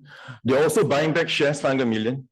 And the final part, if it all works out, if the stars are aligned, what will happen is that after all this, what will come out of Capital will be a pure asset management company, which investors like to value at 20 times PE. So that is again, stars align, and everything is perfect. So at the end of it, after selling all this, selling all the furniture, everything, so there is something to look out for, which is a pure asset management company where investors which they are growing their assets and so on. So my last stock will be on Singtel. So of course, there has been a tragic event, what happened in Australia, the failure of the 000. But if you take a step back, operationally, things are strong. So for Singtel, this is mobile ARPU. So this is where the mobile prices is rising. So the big driver for Singtel share price is Bharti Airtel of India. If you look at this green line, so this is in India, what's happening is that because the big consolidation, there's like, I guess, 2.5 operators, and the prices are rising. So because when price rise, you get, and when your price rise, of course, everything goes down to the bottom line. But the second kicker you're going to get from Bharti is, of course, prices are still rising naturally, especially when the competitors going for IPO. But the more critical thing is they are going to give dividends. So once they push the dividends up to Singtel, it's a bit complicated because there's an intermediary company there, but it will also help Singtel in terms of getting dividends and might even improve on the earnings. I won't run through the complication because the way it's held. But you notice actually even in Australia, Optus, the mobile prices are also rising. The one that's coming down is of course Singtel in Singapore. So that's why we are still positive on Singtel. Okay, so because we're talking telco, so let me just say that for StarHub, we get a lot of comments on our title of a report. So I know the views are different for telcos now. So one view is that everyone will hold hands and say, let's all work together, and have a party. And of course, the other view, which our view is that we still think there will be a heavy, intense mobile competition. So we take the lens of StarHub. So if I'm StarHub looking at this, so this is the market share. So once the merger is done, M1 and Simba will own like 38%, almost equivalent. So from StarHub's point of view, they're going to have 2 Singtels ahead of you. So what you're going to do, you either just wait for them to nicely merge and then both of them squash you, or you try to take market share. So our view is they were going to take market share because the other risk is that you don't want to be the smallest. And the other risk is that even if Simba acquires M1, it doesn't mean they acquire the cost. They're going to acquire means they acquire the revenue, they may not acquire the cost, and it will make them even more cost competitive. So for us, we think StarHub might view this as an opportunity to gain share. Of course, the views are different. Some people still think everyone will hold hands and then just sit down together and just let's share the cake, which we don't think so anyway. Okay, anyway, in conclusion, we still think there is the market is resilient. And I know people still ask us, can this market carry? You know, if you look at the highs in 2007 until now, after 17 years, the Singapore market only up 13%. So give it a break. I mean, after 17 years, 13%. I don't think the market has kind of rallied very hard here. So we still think there's upside to the market. And like I said, somebody wants it up.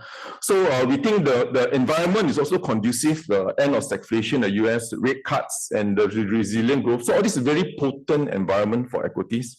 And again, liquidity is coming to realize the value. There's EQDP, you know, again, the 4 billion that's coming up, and there's EQDP plus. It's not only 4 billion or 5 billion, they need to raise money. So it could be 6-7 billion. I mean, that is depending on their ability to raise. And of course, even the Temasek companies, to their credit, is injecting money into the market. So we expect a massive valuation expansion, and these are all the stocks that are coming up. And like property, so this is the opposite of property cooling measure. So this one is the opposite in the sense that cooling measures is to slow the market. So this is the opposite. They're putting money into the market. So with that, I will conclude, but like all things, like you watch any show, there's always the sponsors commentary. So SGX wants us to promote 8 Point. So I'm going to leave it to my colleague. She's met 8 Point many times. She'll just give you a bit of background and comments on, just to, we don't have a rating on 8 Point, but at least she will briefly explain the business model of 8 Point. Yeah, thanks. I'll hand it over to Helena. Thank you.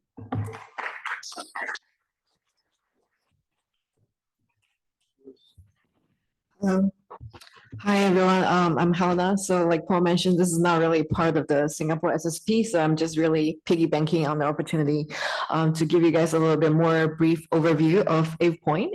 So like you probably already heard from the introduction, we're currently running a promotion for 8 Point because they've actually just completed their dual listing on SGX.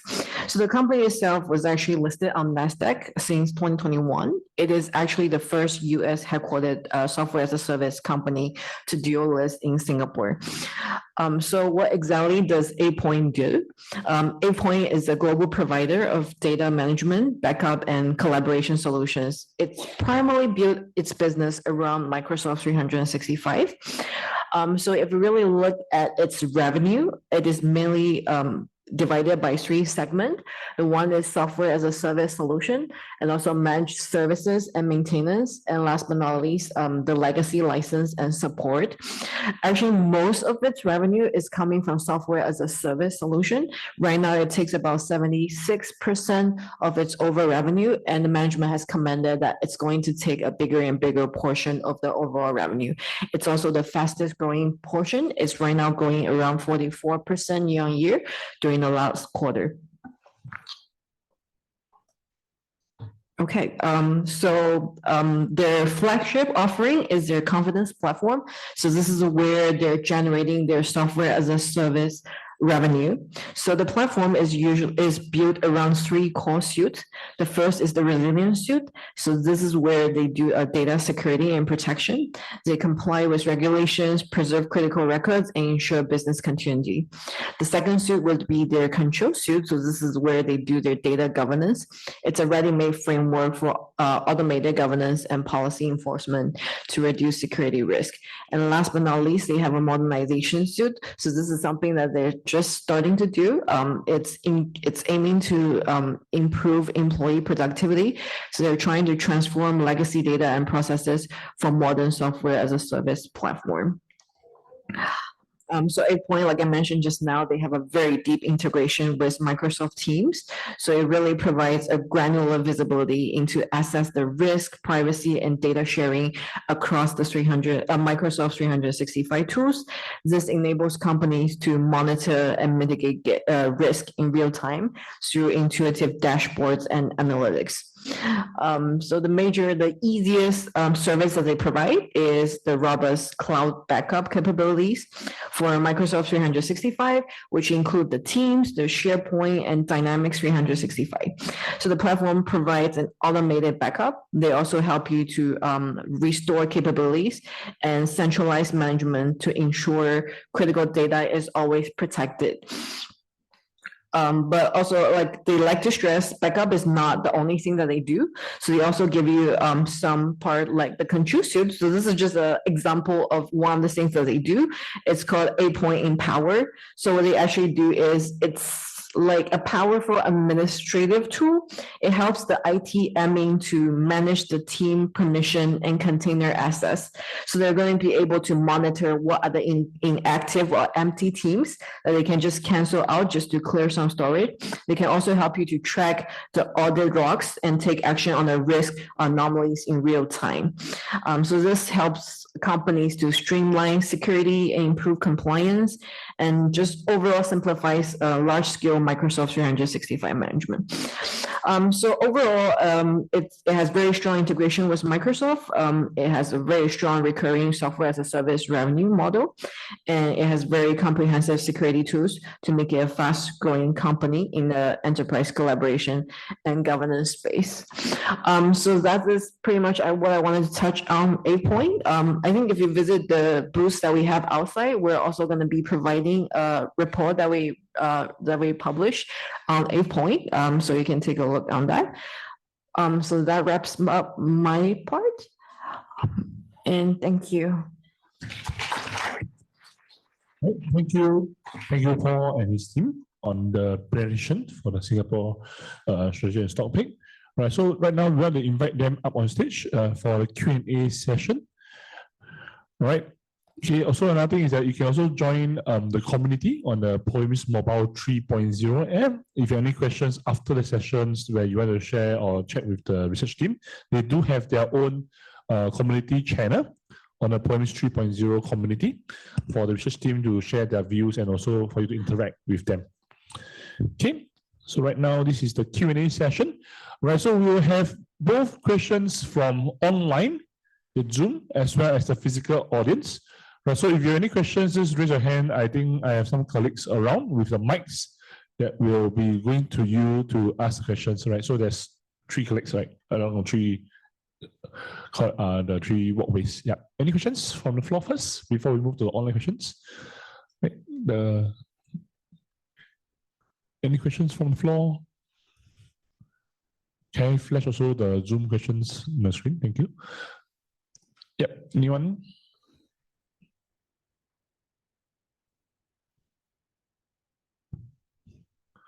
Right, if not, maybe one of you all can take one of the Zoom questions first while the physical audience are looking for the question.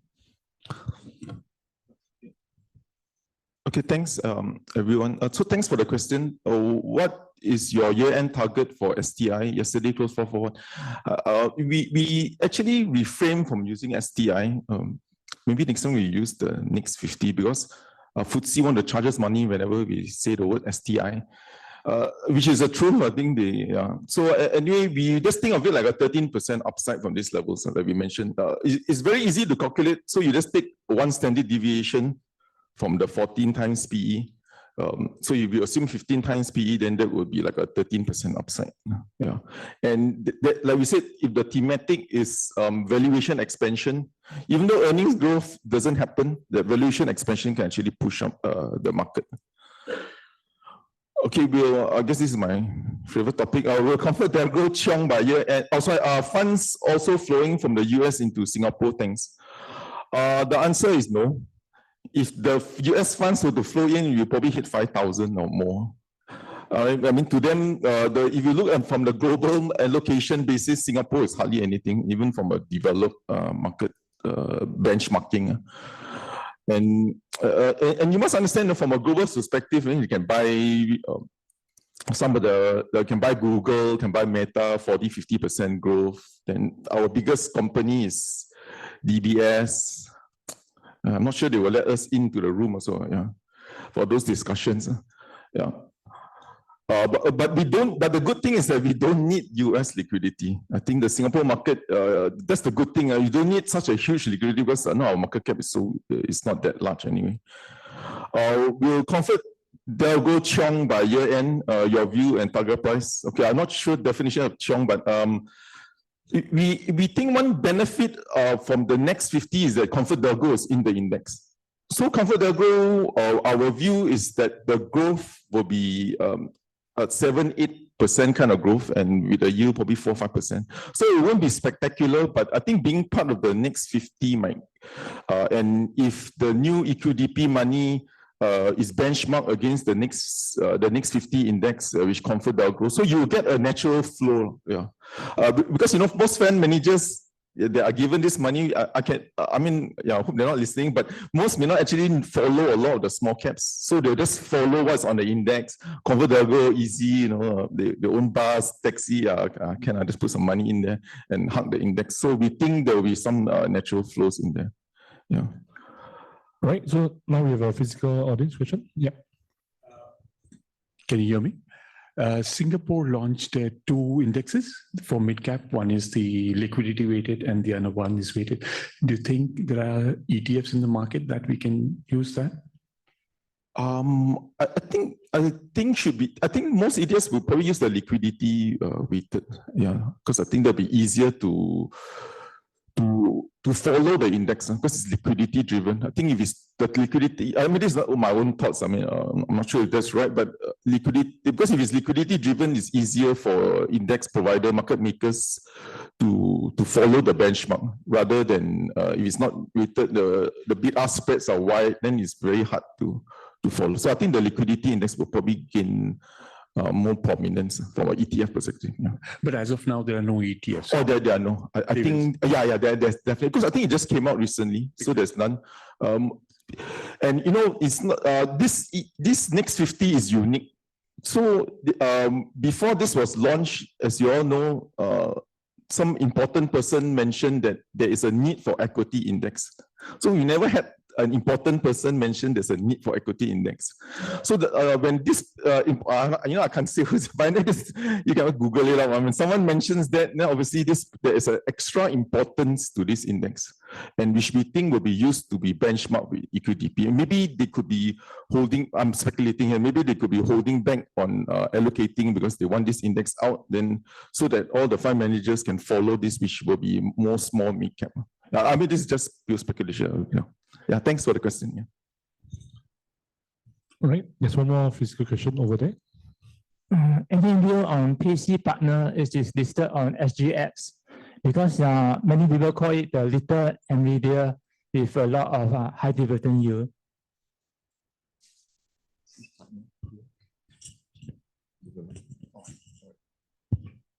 Sorry, we don't cover TAC partner. No, PC partner. PC partners. Oh yeah. On SGX. Oh yeah, sorry, we don't cover PC partner, but thanks for the sounding. Oh yeah, I will look into it more. Thanks. Okay, thank you.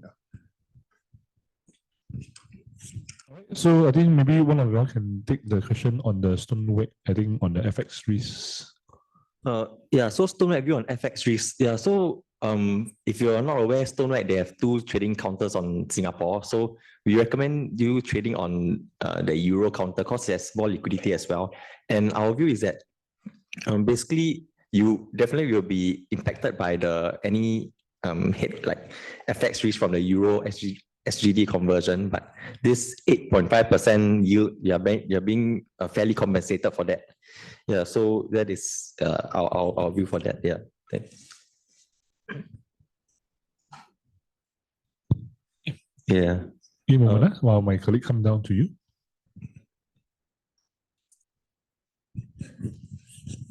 My question is about this Phillip absolute 10.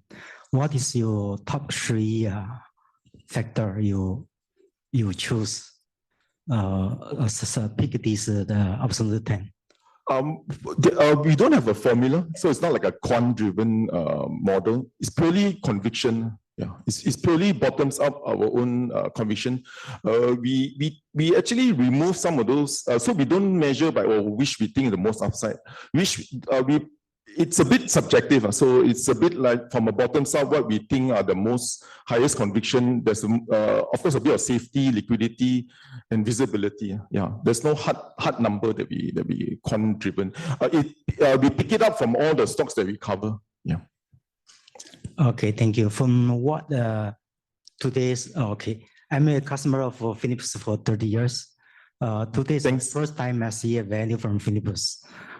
In the past 30 years, basically Maybe I didn't get involved enough. I do not see certain value delivery like today. Most of them, the presentation, from my personal view, is still value peak. That means is fundamental. Then also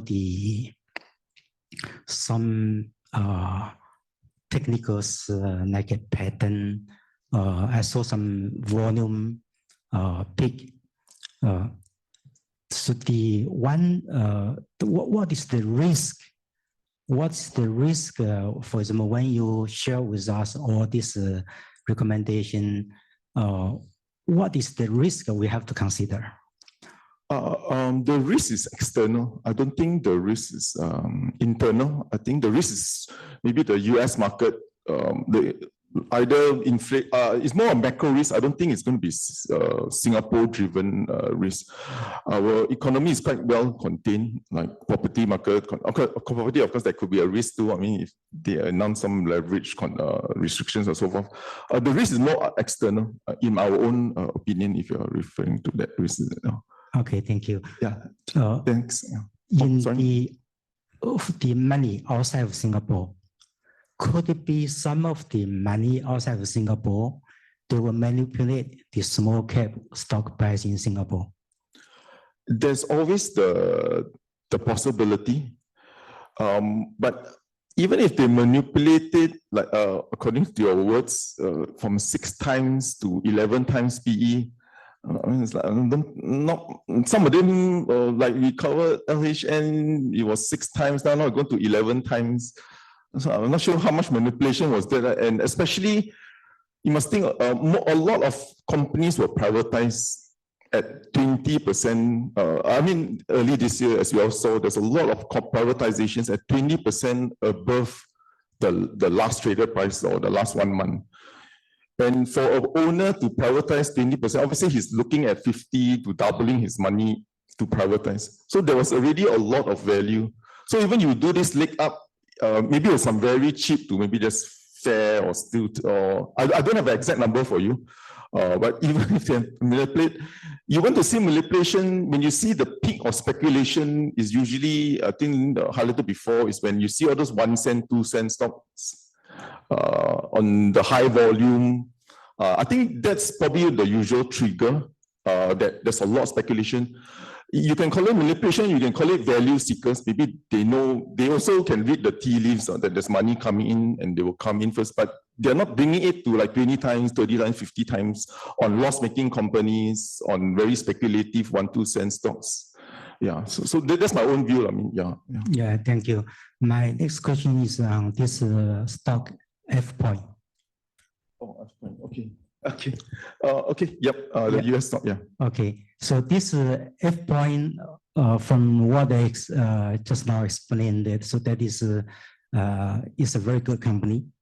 So just now on the spot, I take a peek on the F-point price. So that from 2023 to 2025 earlier is already up by more than 500%. Since early 25 until now, it's all the time is a downtrend. So what is when shall we buy? Not say today or tomorrow. Which months? We don't actually have a recommendation on F-point, so we don't have a buy call or sell call. How to say this gently? If you look at the slides, they are like Microsoft 365 security provider. I mean, it's like a tool. It's like an add-on to Microsoft 365. So if you want to buy deeper security companies, maybe there are other alternatives. Yeah. So they just think of that. But we don't have official recommendation on F-point because it's a dual listing. Our role here is just to educate investors what they do. Yeah, and dual listings in general, not for them, is you always have to consider why is it mispriced in the US, but when they come to Singapore, we should price it better than them. I mean, this is just a general statement. even if you bring a Singapore company to another country, like, why should that country be able to price it better than us? Are they so much cleverer that, I mean, yeah, unless it's a Chinese company delisted here, being there, of course, they understand it better.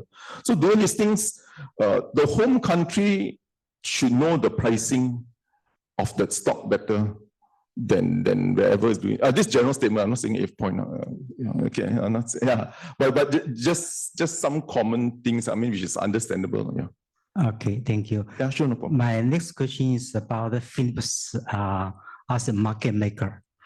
There's one ETF called AVX. Oh, okay. So AVX is a ETF by Nico, but the published information shows that the market maker is PhillipCapital. What is? I think for any ETF, you need a market maker. So the market maker is not manipulate or anything. The ETFs, their role is the role of a fund manager of an ETF is just to hug the index. Don't have to be so clever. So the market maker might maybe assuming an STI, they might have collected all the stocks and then have a pool of it and then pass it on to the ETF provider. Their job is just to provide bid and ask and of course make some money if they can hedge it off. But their job is not to bring it up or bring it down. And but PhillipCapital market maker is regulated by SGX. So not all market makers are that. Of course, there are other market makers, but ours is really regulated broker-backed market maker. So we have very strict compliance and so forth. But all ETFs have a market maker, yeah, to provide liquidity. Yeah. Right. Thank you for the question. Thanks. Thank you for the questions. I think there's two upvoted questions regarding Sembcorp and Kappa. Maybe we can touch on those two first. Oh, okay. Okay, yeah, that's the problem of covering too many things. Yeah. So so for Sembcorp, we are a bit wary that the second half results might be weak because a few years ago their margins, because electricity spreads were very high, so they got very good margins or spread. So margins or spread means, like your electricity price versus the cost of the gas, which is Brent. And all these are fixed. So as these types of contracts roll down, we're just a bit wary that the margins might come off quite a bit. So that's our thing. But after this second half results, they have kind of notified the market that they might want to monetize in India some of their renewables. So that will be the big catalyst for the share price. For Keppel, yeah, actually Keppel was in our model portfolio, so we actually did recommend it. So I think this maybe this guest, this attendee maybe asked a bit late. Yeah, thanks. Yeah, I think it was already in our presentation slide, but thanks for the question. All right. Yeah, I think there's a lady. Yeah. You have given a target price as well as dividend yield. So are you expecting us to hold the stock or and then when it exceeds? Okay. So when we have a target price, is usually what we think is the value of this price, and the target price is not some physics like 1 + 1 = 2. It's just our own valuations. But in general, once it hits those target price, then we think maybe the stock might be a bit expensive from our perspective. But it doesn't stop us from raising our target price. So if you do hold it and it's still below your target, sorry, just to answer the question. If you still hold the stock, it's below the target price, so then you should hold it because it's below our target price. Yeah. Is that the question? Yeah, sorry. No, what about the dividend yield? You are expecting us to hold it? What it means is that if you hold it, then you will get this dividend yield. The 3% or like Stone rate is 8%. Yeah, that's what we mean by the dividend yield. That means the dividend yield at the current price now. So if you hold this stock, then this is the yield that you get from the. So some just to add on, I think some investors of some funds, they like to look at the total shareholder return. They like to look at the total return. So some might take, let's say 8% yield, and then they think this stock is growing 5%. So they might just use our 8 plus 5 and use it as a total return. I'm not saying it's right or wrong, but some do that. But the yield you see there is at the current share price. I think should be yesterday's price, hopefully. If not, also maybe 0.1, 0.2 off, but that is the yield you'll get. Yeah, that's what we mean. Yeah, thanks. One more question over this side.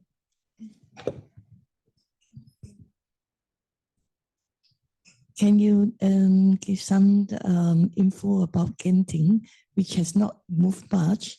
It's like stagnant there. So is there any prospect for this company? Okay.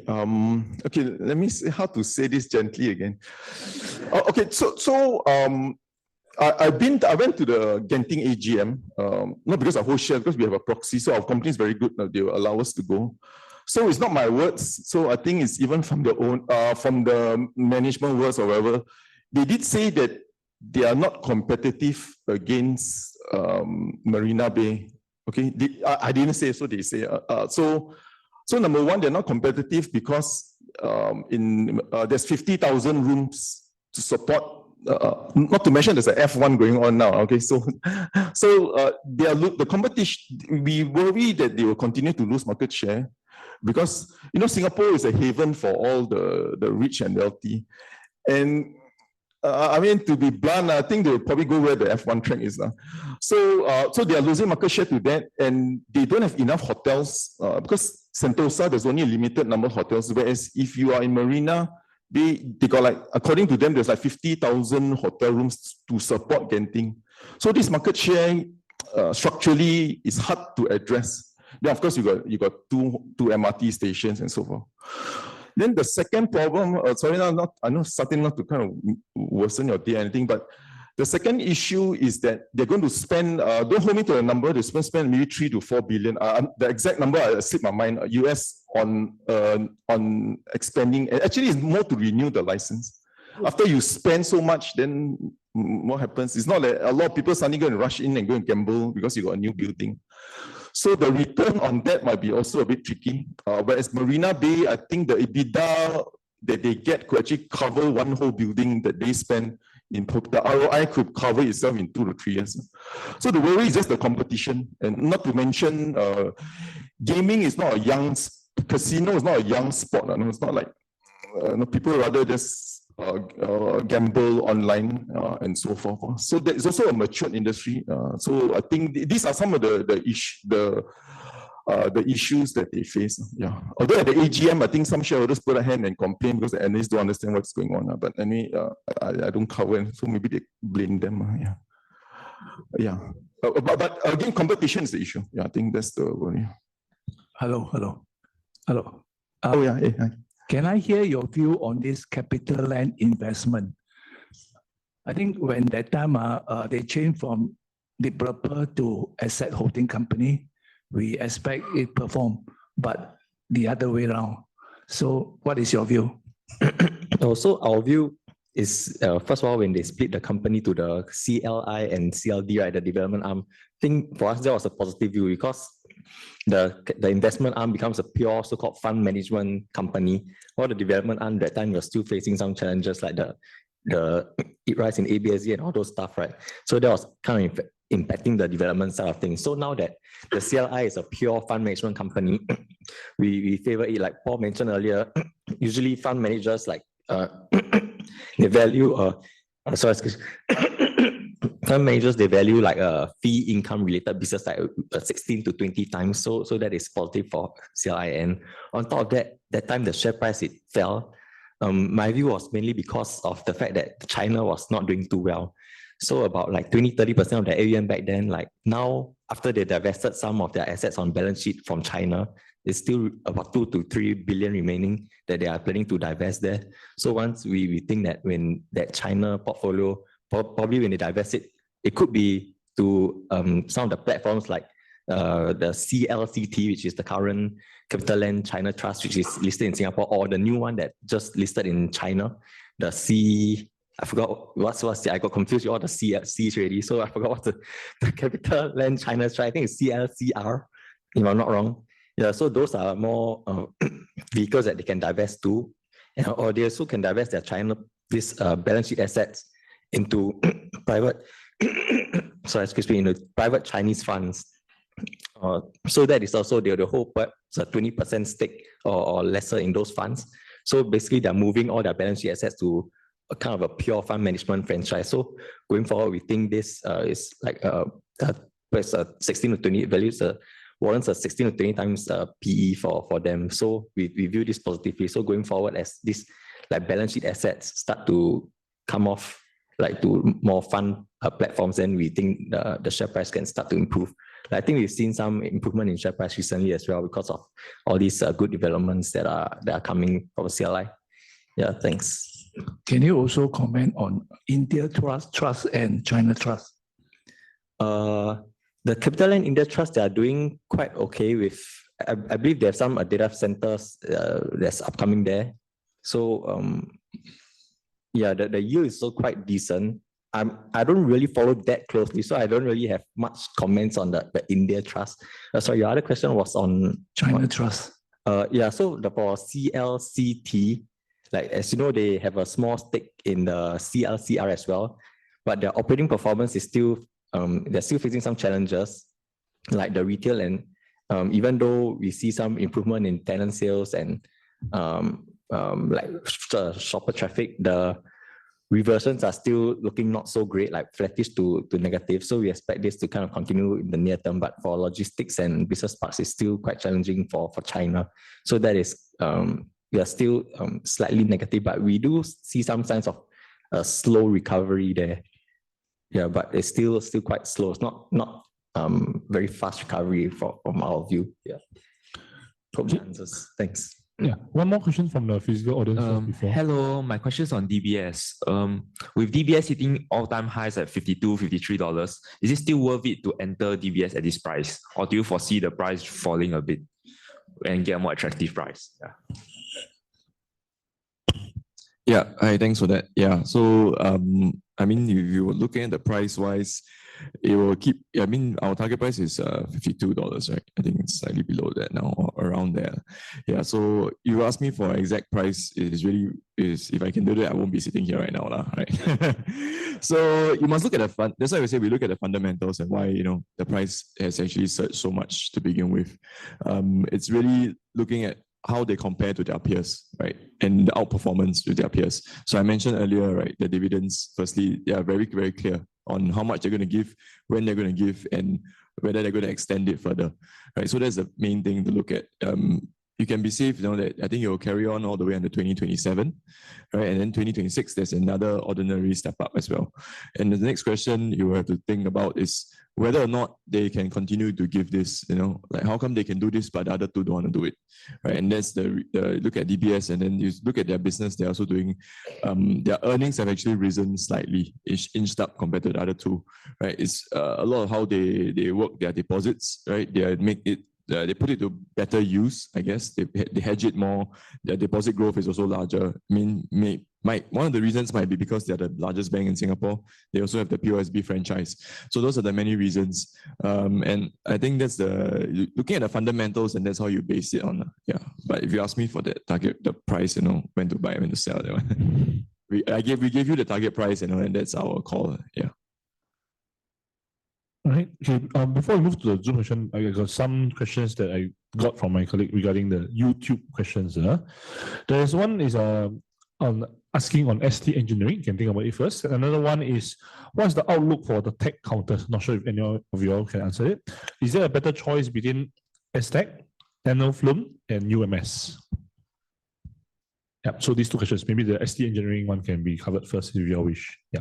The ST engineering, we downgraded to neutral purely for valuations. I mean, they are still doing well.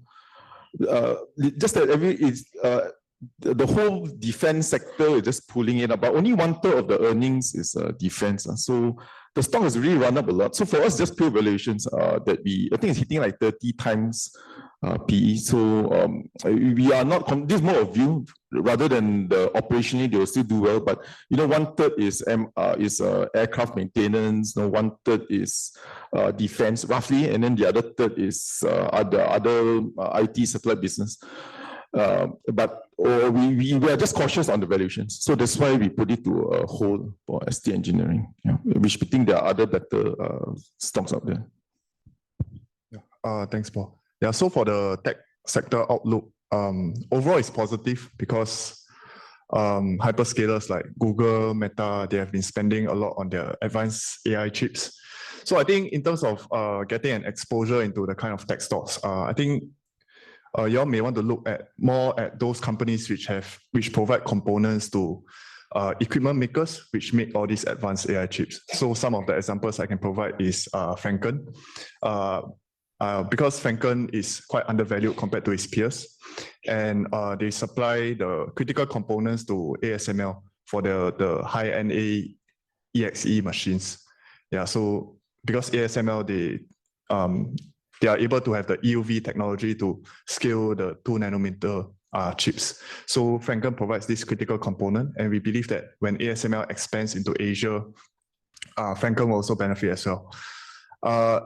I think just now mentioned three counters, Aztec, UMS, and Nanofilm. I think out of the three, I will pick UMS because their main customer is Lam Research and Applied Material, and Lam Research and Applied Material has been experiencing quite strong revenue growth over the past 1 or 2 quarters, and I do believe that there's also strong demand for their equipment. Yeah, so thanks. Yeah, so I think the Zoom top 2, not sure if you all want to cover any of them, the top questions.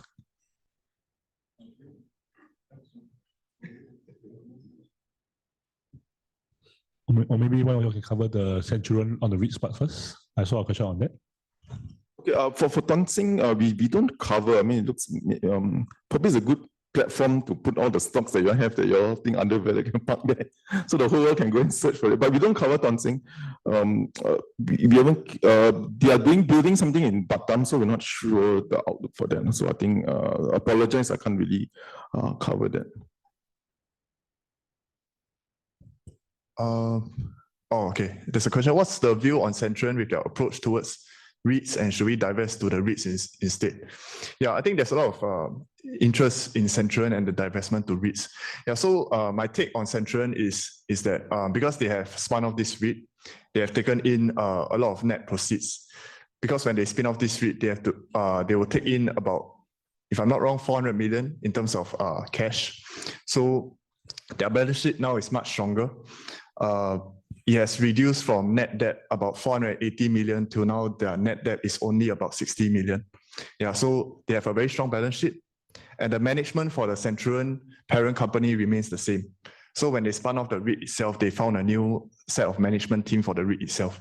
So from the management track record, they have a very strong track record in terms of spotting opportunities early. For example, there are UK and Australia student accommodations, and I do believe they have a pipeline coming up in terms of student accommodations, and I think we can keep a lookout for that. Yeah, so that's my view from the parent company point of view. For the REIT side, they have a very strong set of assets, like the Singapore worker accommodations, and as I mentioned earlier, because there's a very strong demand with the large construction projects coming up. Yeah, so we are also positive in terms of the REIT itself. If you ask me whether you should buy Centurion or the REIT itself, I would say it depends on your goals, your investment goals. For the REIT itself, it's more for a very stable kind of dividend returns and dividend yield, because there's very strong occupancy in their worker accommodation assets. If you want to buy Centurion, I would say it's because of their very strong balance sheet in terms of the management track record and in terms of spotting new opportunities. Yeah, so I think that's a summary of it. Yeah, thanks. I'll take the Yang Zijiang financial question. Also, we don't really cover Yang Zijiang financial, so there's no target price. But the most recent update is they are spinning off Yang Zijiang Maritime Investment from financial. Meaning financial will be purely doing the onshore debt management, onshore cash management business, plus the PE based in Singapore. So they'll be using the cash generating from onshore, investing through the form of private equity into Southeast Asia. And they'll be spinning off the maritime development side. And relisted in SGX. But we believe the entire spin-off message has been like pretty well communicated to the market, meaning this has been fully reflected in the current share price performance, and they are trading at around 1 time of their book value, yeah, which is like much higher than the Chinese banks and even the wealth management company in Hong Kong. Yeah, hope it answers your question. Thank you. All right, so I think we have come almost to the end of the Q&A. Maybe can my colleague help to scroll through the Zoom question one last time to see if there's any strong questions that my analysts want to cover before we end off the session? Just scroll down slowly through the Zoom questions. Thanks.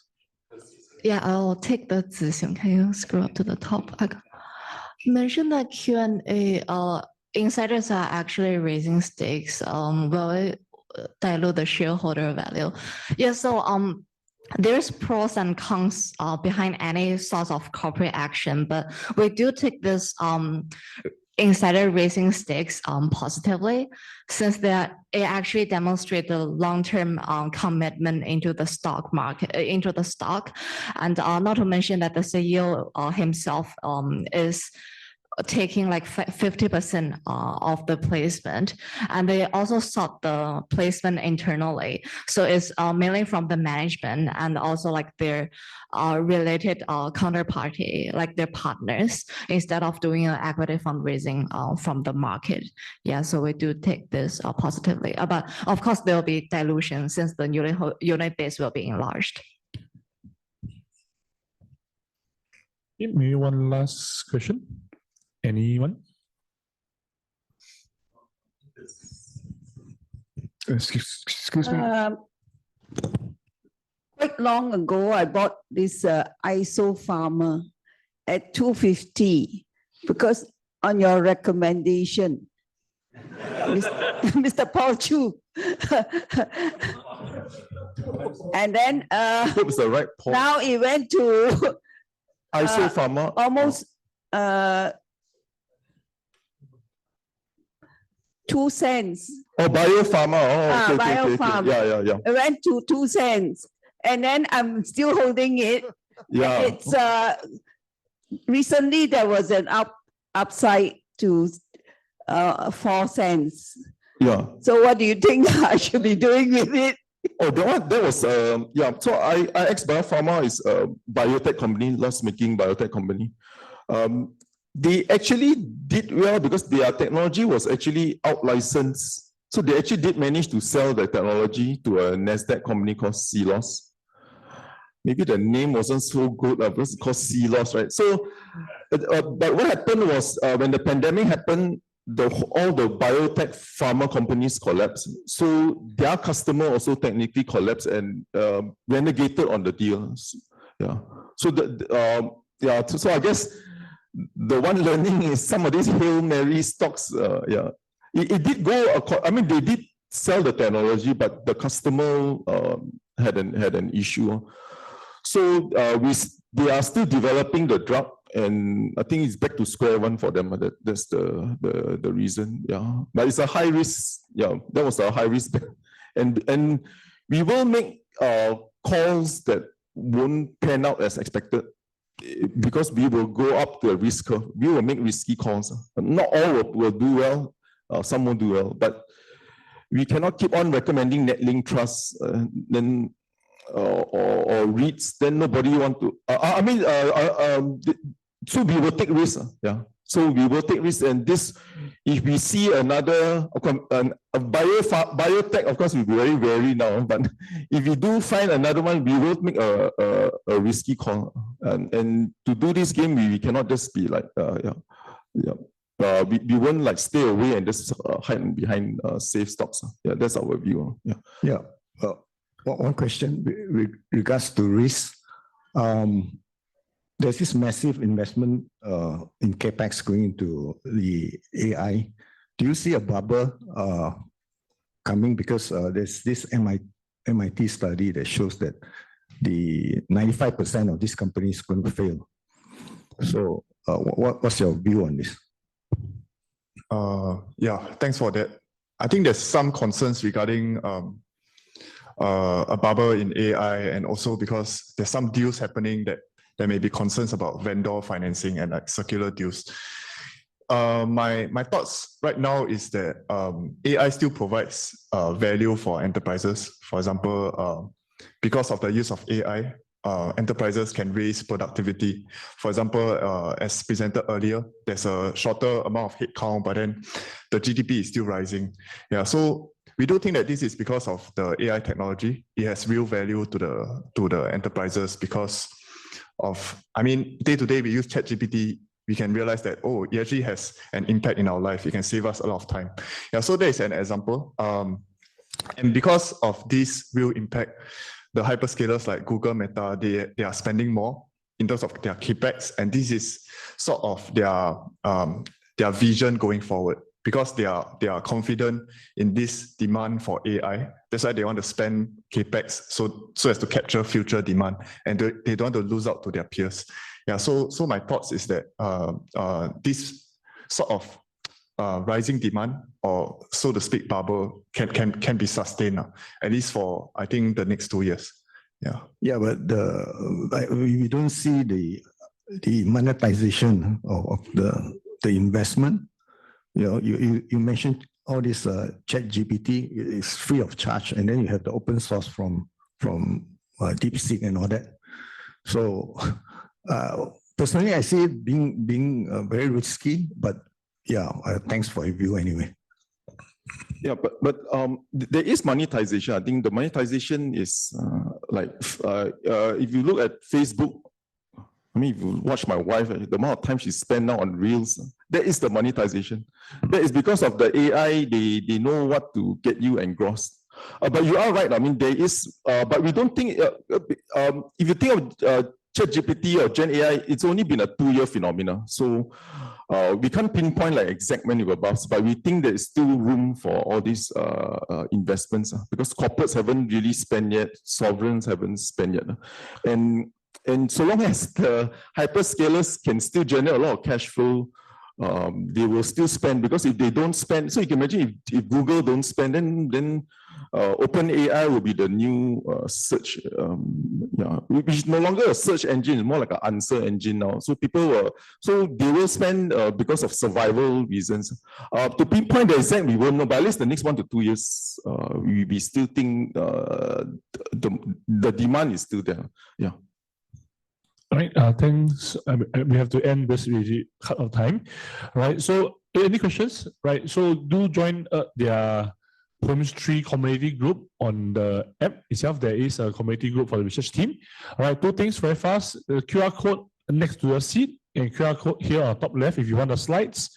All right, to give the feedback and help to give a round of applause to the team to share today.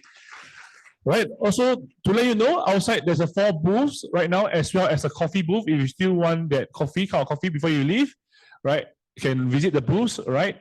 As well as you can also scan the QR code for the F point for your voucher. Right. They also have the physical QR code at the booth outside there as well.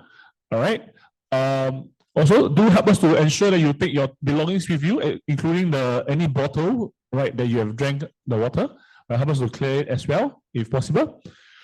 Right, thank you everyone for coming down this Saturday afternoon. All right, now we're already afternoon already, so hope you all enjoy your weekend. If any of you are going for the F1 race, do enjoy yourself and keep hydrated. Thank you. She got